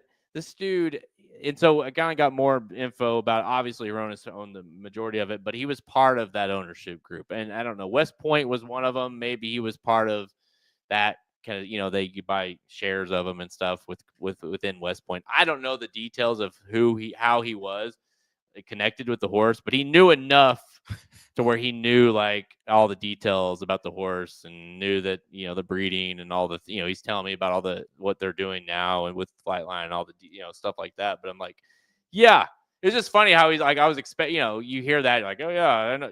I'm sure everyone that knows somebody is like, oh yeah, I have a buddy that used to train or he runs horses at Oaklawn or whatever. Like, yeah, great. Whatever. Yeah. But this guy's like, who is it? Flightline. Oh, yep, know that one. I was expecting it, Mage. I was expecting Seize the Gray. Yeah, exactly. It's like, oh yeah, like me and every person that I live next to owned Seize the Gray. Right. And but no, it's like of all horses, oh, maybe it's the best horse of all time, if not the best horse of all. I was like, dude, I was trying to explain to him because this is like a guy that doesn't know horse racing, obviously, and I'm like, Secretariat, and I was like, he's like, yeah. I'm like, that was I'm not saying he's as good as Secretariat, but he was in the conversation, and that says something. And I was like, this horse was spectacularly good. Yeah. And I was explaining to him the details of the breeding and all those things. And so he's like, holy shit, that horse is worth $500 million. Yes. Yeah. It's like he did $30 million in stud fee this first year. Yeah. He's that horse. And it's like, yeah, he's at some farm, I guess now called Lane's Inn. I'm like, yeah. Jesus. Yeah, sure. I'm aware. It's just a cool, it's just like, yeah. So I think it painted a picture of our world a little bit of there's a lot of huge horses in this game, but it's of all people, of all horses, it's Flightline. So anyway. I was expecting the Lowe's, he was connected with the Lowe's there in Springfield that own Prime Trucking and have all those really good horses. That's what I was expecting, but not Flightline. That's wild. I actually asked him about that. I was like, yeah, because I just assumed I don't know, maybe it's because you assume rich people are connected all together, especially in our area. And so I was like, yeah, do you know Low, he's like, I don't know him, and so I'm like, oh, okay. So I expected it was somewhere connected to that, but no. Most people should know. Like, so Low, guys, the name should sound familiar because he's like. I'm trying to think. It was who was the big horse that he had in the Derby that one year, but ended up passing away. Magnum Moon. Magnum Moon. But there's been several big horses, but trained by Todd Pletcher. So his farm is literally like 10 minutes from my house. Like he's got like all like it's insane. He owns a huge trucking company and he brings the mares. They live here. They breed obviously out there, and then they come back. And so it's like it's a huge farm. It's like the weird thing about Springfield. Like you wouldn't think there would be this huge horse farm here. Citizen Bull was born and raised there. Did you know that? I knew that he was born there. I didn't know that he was was there for a while. So I guess technically he was born in Kentucky because you got to be born in Kentucky to have that Kentucky bred. And then as soon as he's born, they took him there, and he was raised there. Yeah. Yeah. That would explain why he's not very good anymore. So. Yeah, that's right. Yeah, he had too much Missouri in him. Exactly. Too much Missouri in him. Should have stayed in Kentucky longer. So yeah, but yeah. So you know what? That's we're changing the game here in Missouri, Halterman. Yeah. There you go. It's a really cool operation, and I didn't know that they actually had like the babies and the mares there until just a year or two ago. So it's very interesting. But again, so what happens is as long as the foal is born in, for example, if wherever the foal is dropped or born, that's where they're bred, right? Mm-hmm. But once that's done, that's over with. You can take them wherever the hell you want to take them, and if they're born in Kentucky, they're Kentucky bred, right? So so it's interesting. And I guess I knew that, but I didn't put it together. It's like, oh, there could be a farm in Missouri with a bunch of Kentucky breds. Yeah, absolutely. There could be. So if they were done in Missouri, but then born in Kentucky, would it be a Kentucky bred?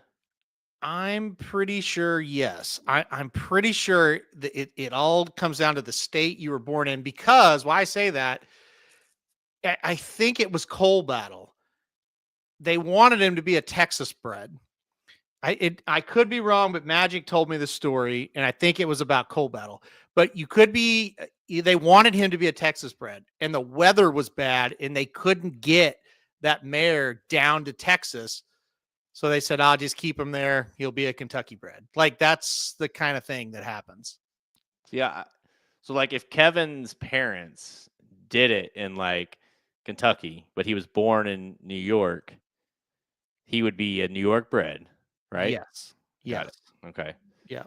I don't know if Kevin sees it that way. Philip, hey, thank you, Pedlo. Yeah, appreciate that. I still don't, to this day, I don't remember it. And I haven't watched it back because I'm surprised you wanted to, honestly. That you must have lost a bet or something. Yeah. But I did hear a lot of people say it was good. So I appreciate it. And he is a New York bred. Thank you, Kevin.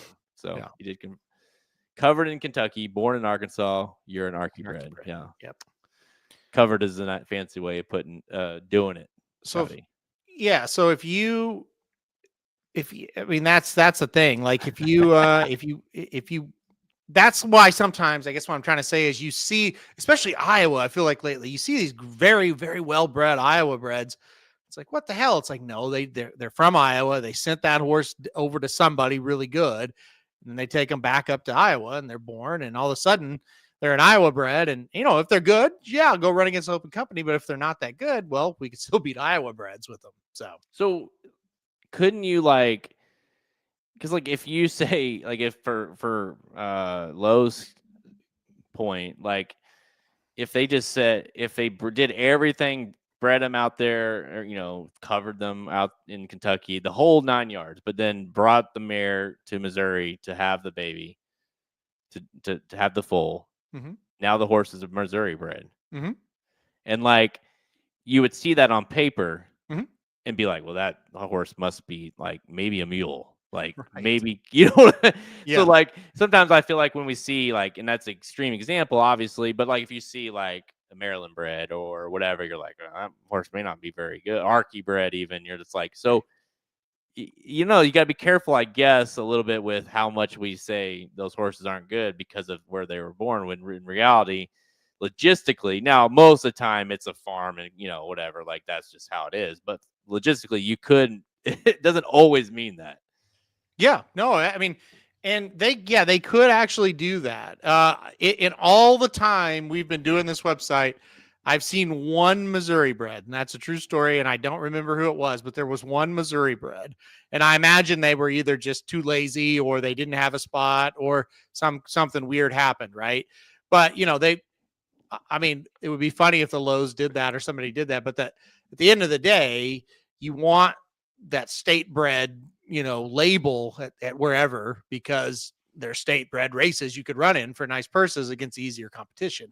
Where if you're a Missouri bred, that's pretty worthless. There's nothing for you to do. It's kind of like if you're buying or selling or buying a house or something. It's like, well, it's more expensive in Kentucky than it is, or New York, than the Missouri, where it's like, hey, the horse may be good, have all the right breed and everything, but like, hey, it's got Missouri bred on it, so that horse cannot, So from a breeding game, I guess my point is like, it makes more sense if you're in it for the breeding game, which that's the reality of our game, is the having that label of the Kentucky bred and the Cali bred, even if you're talking about the California circuit or New York bred. And that's the other thing too, right? Because like, hey, if my horse is a New York bred, I can run in these New York bred races. I can run these Cali bred races. You know what I mean? So you gotta think, you can't run a Missouri bred in an Archie bred race or whatever. So that part makes sense too. Mm-hmm. Yeah, so absolutely. And that's why you see, stallion farms also in Arkansas and New York and in Iowa and everywhere too, because they're cheaper. So if you don't have a lot of money, say you wanted, and I don't know if Jonesboro is still standing or not in Arkansas, but Jonesboro was a horse that was a stallion in Arkansas. Well, I mean, if you've got a mare and you're living down in Arkansas and you don't have a lot of money, you can go breed to him for like $2,500. And then you got that. Or if you're down in Arkansas and say you got 10 mares you want to have covered, well, maybe you send half of them to the cheaper ones in Arkansas, and then maybe you can send a couple up to Kentucky and do it that way. So that's why the state bred sire thing is still, a big deal, because, they're cheaper, but there's still horses that are pretty good, and they can produce horses that can compete at those lower state bred levels. So it's interesting. I mean, when you get involved in all that, you can go down a rabbit hole real quick. So I remember, stupid to say, but when Jonesboro retired, we went out to the farm to try to see him because we liked him so much, and we researched it in the farms where he used to be. I don't know if he's still there. It's only like 20 minutes outside of Hot Springs. So anyway. Did you find him? No. We didn't have an appointment. we just went out there. Wasn't it is it Luxor Cafe that was a Kentucky bred? Luxor Cafe, I don't remember. There was a Japanese horse running in Japan, I guess is the best way to say that. That was Kentucky bred. Yeah. And I don't know, just like, so that's a good example as well. Like, Luxor Cafe is a Kentucky bred. So yeah. So even though the horse obviously did finally run Kentucky, was a Japanese horse, but was bred, so it's all, that game is, that horse could, run in different races because of that. So he was probably, well, no, there's no probably about it. He I'm sure he was sold as a yearling. So the farm, Kentucky farm bred him, and then they sold to Japan. Right. Yeah. Related to Cafe Pharaoh. Okay. All right. We could get into this. We have a whole. We should have like who could we have on? Who's our resident breeding expert? We could ask so many questions. Have the people ask. It is a very interesting subject for sure. It is, especially when you've been in it a while, because then you kind of know those horses. When I first got into racing, I didn't give a shit about it because I didn't know them. But now it's like, you look at a form, every damn one of them, and it's like, oh, I see why people love this now. Like, well, and I look at it like it's so interesting to me, that aspect, but also because let's be honest, the game is moved. This is breeding, right? And it is kind of fascinating to me to be like, hey, if like we did, like if you breed it to this one and this one, like I don't even care if the horse ends up being good. The number, it would make sense because the horse is going to sell for a bunch because of the breeding and stuff. And so I did the breeding aspect just from a business standpoint is very interesting to me. We were, my dad and I were just talking about this, and like, you know, we loved Secret Oath for the coach, right? But like one of the reasons we loved that horse is we saw her mom run all the time at Oaklawn. You know, back when we first were into the game, like Absinthe Minded is the you know, the mother of Secret Oath, and like it was like when Secret Oath came by, it's like, wow, like Absinthe Minded. How about that? That's so cool, you know? And then, you know, she turns out to be really good as well. But, you know, even before she was good, it's like, wow, that's really cool to see a daughter of hers actually run here at the same track. So anyway. Yeah. By the way, condolences to D. Wayne's family and all the people that were associated with him. So we actually lost the legend on Sunday. So obviously, you know, we knew it's one of those things we knew was coming after all. You know, we talked a lot about him last week.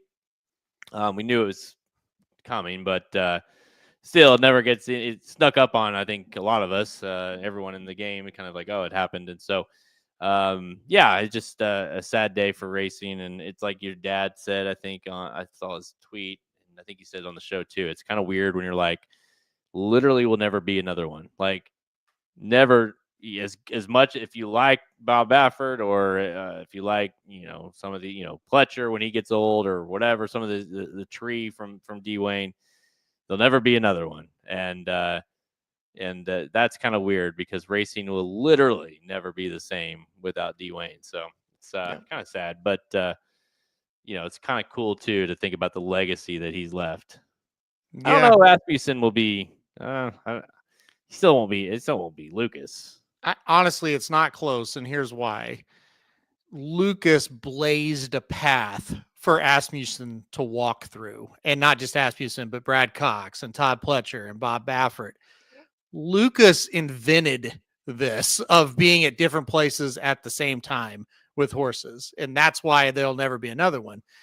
Lucas he certainly is not the first person to ever look at it as a business, as a horse trainer being, we're going to run this like a business. Certainly not. But he's the first one, in my opinion, that really set it up and was business minded about every aspect of it.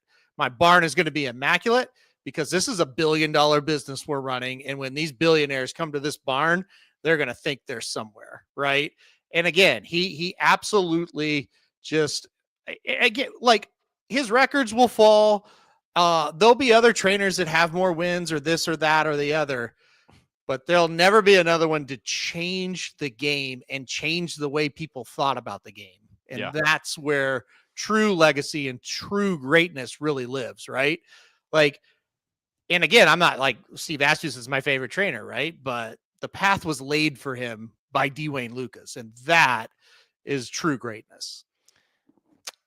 Very well said. Yeah, I can't really say much more than that. So yeah, he I'll add one tiny bit to it. All the things Halterman just said are all true and perfectly said, but it's like on top of all that, you could go up to him, and I mean, you or me or my sister who's never been to a track, whoever could go up to him and say, "Excuse me, sir, like, can you tell me who is the 3 in this horse race or whatever?" And he might talk to you for 20 minutes about that and 10 other things. Like, he was just approachable. It went down just the way he hoped. Like, he literally was like, I wanted to do this because that's what's so cool about it. It wasn't like it accidentally happened. This is what he envisioned, to have this tree set up to where the legacy would continue after him. And he always wanted new fans to come be in the game, involved in the game. And, say what you want about the way he trained or entered horses and shouldn't or whatever. Like, he did it because he knew, like, hey, running horses in stakes races is fun. And you're going to get more people involved in the game and more owner. Like, that's why he did My Racehorse and things like that. So it's like he cared about the game over anything else. And so, he was just, just like he probably has, not probably, he had no idea who I was. But if if I went up and talked to him, he would be like, I mean, you couldn't stop talking to him. He wouldn't stop talking to me. So, he was just that kind of guy for sure. So I remember the first time I ever spoke to him, and I was always just had a blast following his horses and think, man, it's so cool that Dwayne Lucas is here. But the first time I ever spoke to him, I'll never forget this.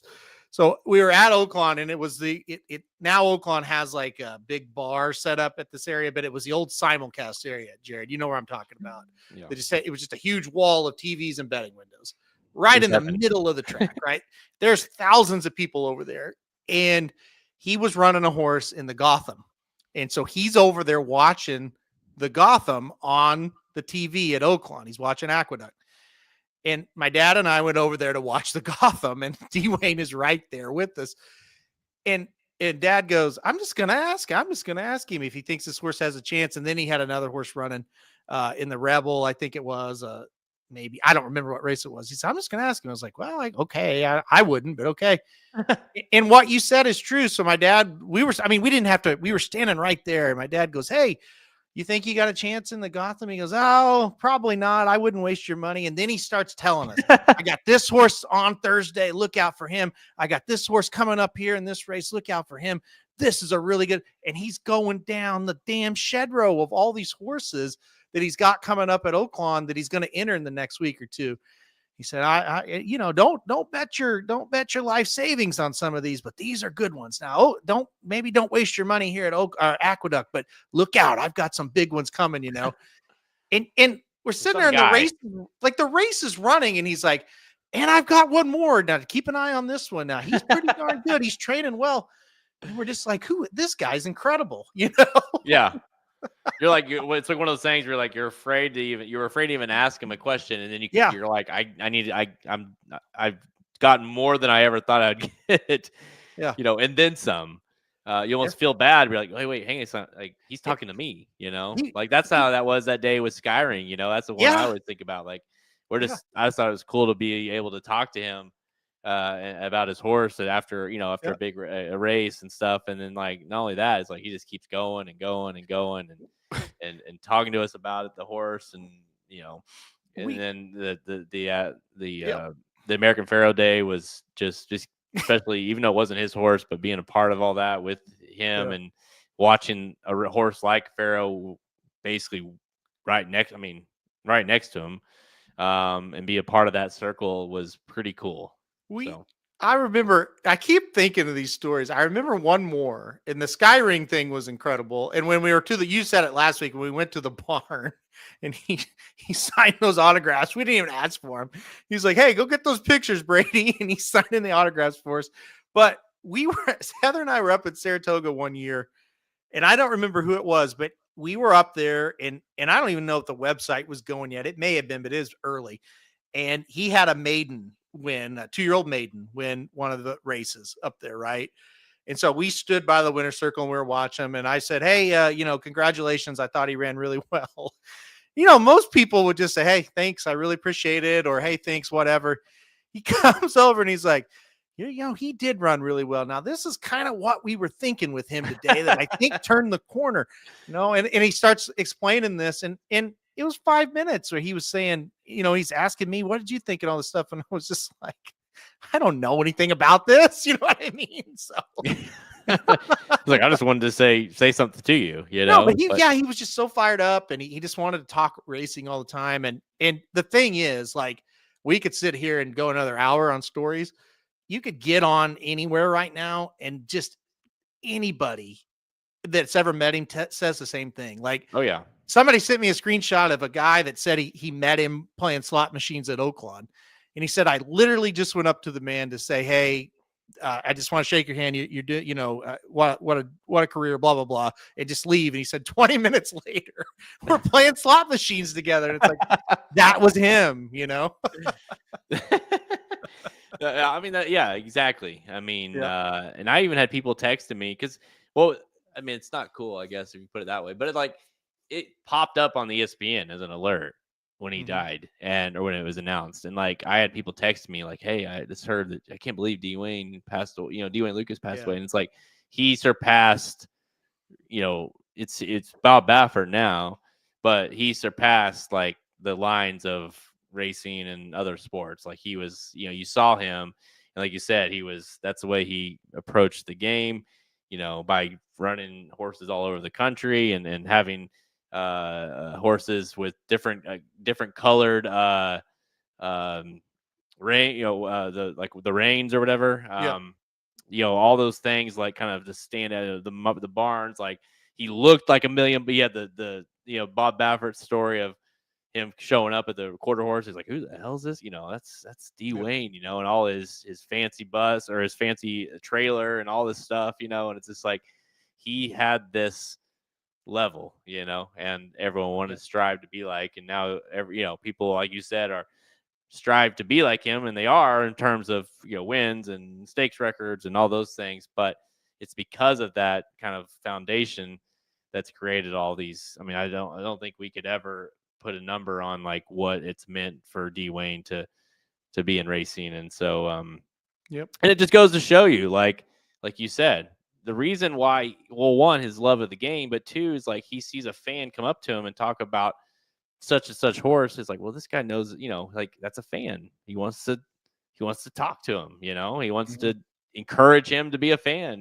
not shoo him away or say thanks and see you later, whatever. It's like, I don't know, you don't find people like that at all, not just in horse racing. So yeah, definitely a sad day for sure, but also one of those where you're not really sad because it's like it's like, what more could a guy have done in life? And gosh, if I could do anything like he did until I was dead, basically, until I die, then that's pretty solid life. So yeah. You said it. There truly never will be another one. And like I said, records will fall. They all fall eventually, right? And that all will happen. But there's not many people that when their career's over, and let alone their life's over, when their career's over, you could truly say, this man or woman changed an industry. And that's what he did. And so whether he won one Triple Crown race or 100, changing an industry is pretty damn hard to do. Yeah, for sure. So, yeah, for sure. Rest in peace, D Wayne. Yeah. And obviously, thankfully we got to know him over all the years, and so I imagine there'll be more stories that will. Gosh, he's the one. I guess if he had $1 for every time we mentioned his name on this show. We've had 733 episodes, and I feel like D Wayne, in some regard, gets mentioned in some fashion almost every episode. So that's just the kind of, I don't know. I feel like we always resonated with him. I mean, it's just every big race card he was there. Even when he was older and he really shouldn't have been there, he was there. And that's the weirdest thing of it all. Of just like, seeing Saratoga this whole season and not having, well, here's the random Lucas horse that's 20-1, and one of them will win here soon. You know what I mean? I mean, it's odd. It's just one of those guys. It's just like any kind of sport, really, where it's like, hey, you need a interview or you need a quote. It's like, oh, let's go talk to D Wayne. Let's go talk to Wayne. Like he'll give us some good content, for the Preakness or whatever, and sure he would, so it's like that is a thing we're gonna miss, right? And hopefully, I don't know if it's McPeak has a little bit of his style in terms of kind of like he'll say what he wants and he's more aggressive with the way he trains and enters horses, but that person, even Bob Baffert, like he's just not D Wayne, like from a kind of being outlandish a little bit. And so it's like, we need that guy that like can step up and at least be that quote machine, Who is it? He literally, when the Bob Baffert test thing was going on and all that, he literally said, if it was me, I would have poured it down the drain. I mean, who's going to say shit like that anymore? I mean, everybody's piling on Bob Baffert, calling him every name in the book. And then they go ask D Wayne, and Wayne goes, well, if it was me, and I would have told them if I wasn't in charge, what they asked me what to do with it, I would have said, just pour that down the drain and go on. Yeah. Holy shit, what a quote. Yeah, that's like, That's the thing. It never all that shit with Baffert. It never. I always thought that was interesting with the way Lucas approached all that. He just was like. Just kind of moved on, Yeah, Just people never were in an uproar, and he was like, I don't care Yeah. if you're mad at me about that." It's like, I would have deported down the train. And he said it again on national TV, the last interview they did for the Preakness. He said it again, and I was just like, God, this guy is classic. He's so classic. And again, I keep going back to that phrase. There's just never going to be another guy like this. There's It's just like not. a combination too of like being Dwayne, but also when you're old, like you're just allowed to say whatever whatever you want, like, and you're like, well, Yeah. what can we do? He doesn't care. That's it's like, what are they gonna do to me? Yeah, I don't care. Yeah, exactly. And yeah, I mean, listen, who would you say is going to be the guy? Who's the guy? Like, if you could put your money on a guy, I'm not saying like there's never going to be one. Like, let's be honest, but like the guy that like is like going to take some like put those quotes where we're like, did you see what he said? Is there one like even in the ballpark? Man, Like, I thought your McPeak says some things that makes me laugh, but yeah, it's I don't know, maybe.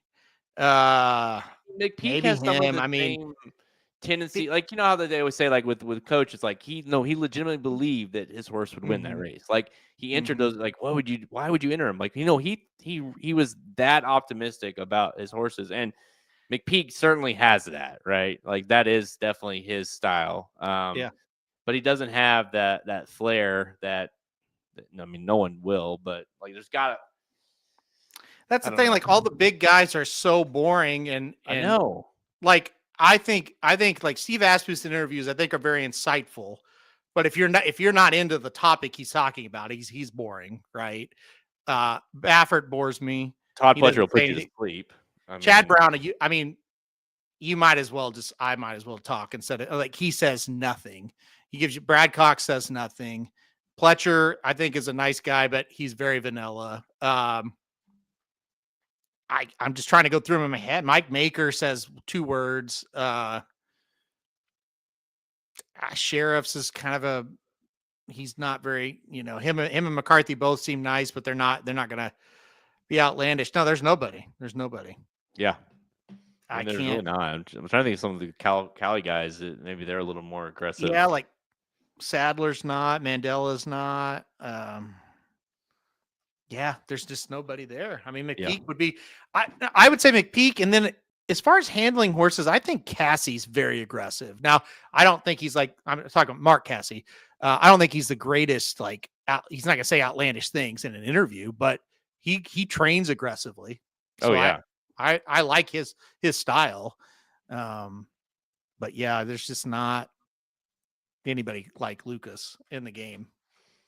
Well, there never will be. So, all right, guys, that's a 2-hour show. We're gonna wrap it up here. Yeah. But listen, it's that kind of weekend mixed in with some Dwayne and breeding talk. I mean, what more could you want in a podcast? Yeah. So there you guys go. Everybody, again, happy 4th of July. We've almost gone into 4th of July at this point, and hopefully everybody stays. Hopefully everyone stays safe. Kevin, don't blow yourself up with fireworks. I know how you like to play with fireworks. And everybody have fun. And again, insanely fun, good betting races Friday and Saturday. Nebraska football sucks. Did you not hear this? Did you not hear that story? No, I have no idea.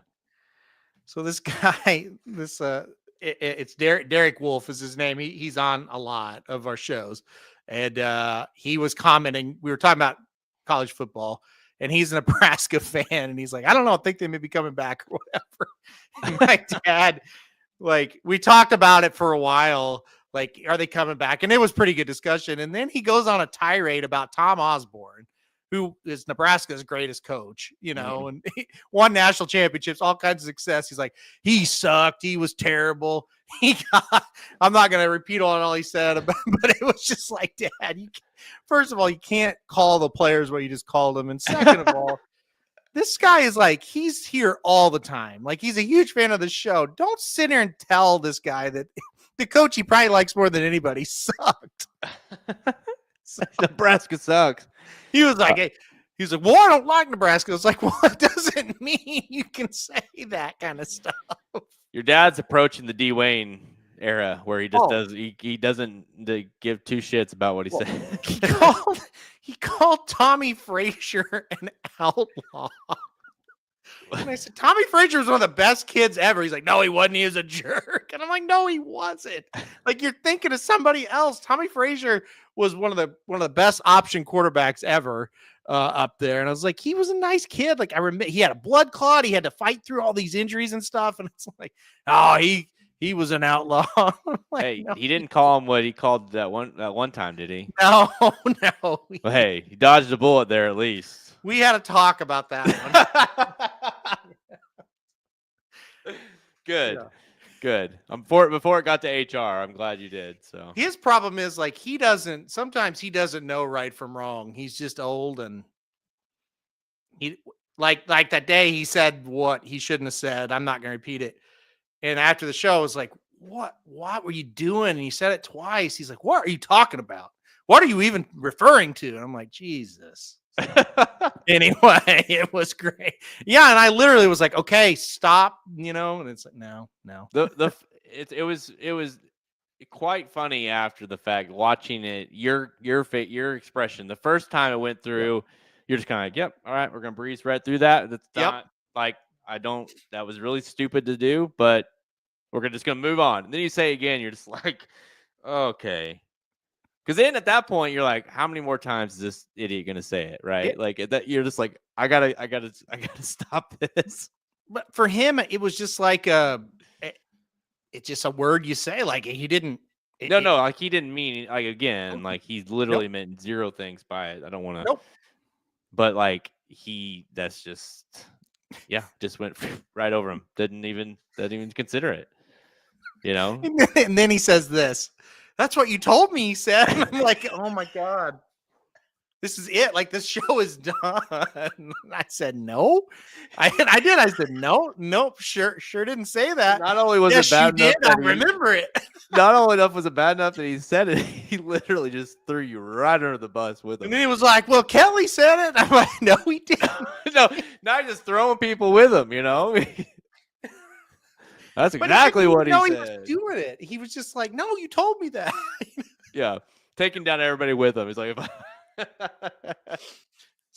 that's exactly what you said. I wrote it down. It's like, no, I didn't. No. Dad, you don't even remember what I said to you yesterday. You did not. I did not say that. I'm giving him the look like, please stop. This has been a good show. There's so, as we all know, it's for parents. There's so many. Like, Dad, you cannot stop. You cannot say that. Like we're in public and it's 2025. We cannot. Don't say that. But I think that's just part of your parents getting old. So I think that's as you get older, you realize, like, because I remember like my parents would say that to my grandparents, right? When I was a kid, it's like, probably can't say that anymore, and then you get to where you're like your parents' age at that time, and you're like, oh yeah, I get it now. Like, it changes and they don't, So it's almost like it's like a weird arc, of an adult person, where it's like as kids, of course, they would, they don't give a shit, and then whatever. Then you come at this age and you're like, okay, we know this and we know this, and we're right in the middle, and then you go back down. It's like, whatever, I don't care. This is who I am. Get used to it or move on. It's like whatever. Yep. So, is what it is. All right, guys. Again, happy 4th of July. I'm Jared Welch. He's Aaron Halterman. Have fun this weekend and good luck. Thank you for listening to another episode of Blinkers Off. Join our horse racing community at racingdudes.com and follow us on Twitter at racing_dudes. Want to make money betting horses? Bet with the Racing Dudes.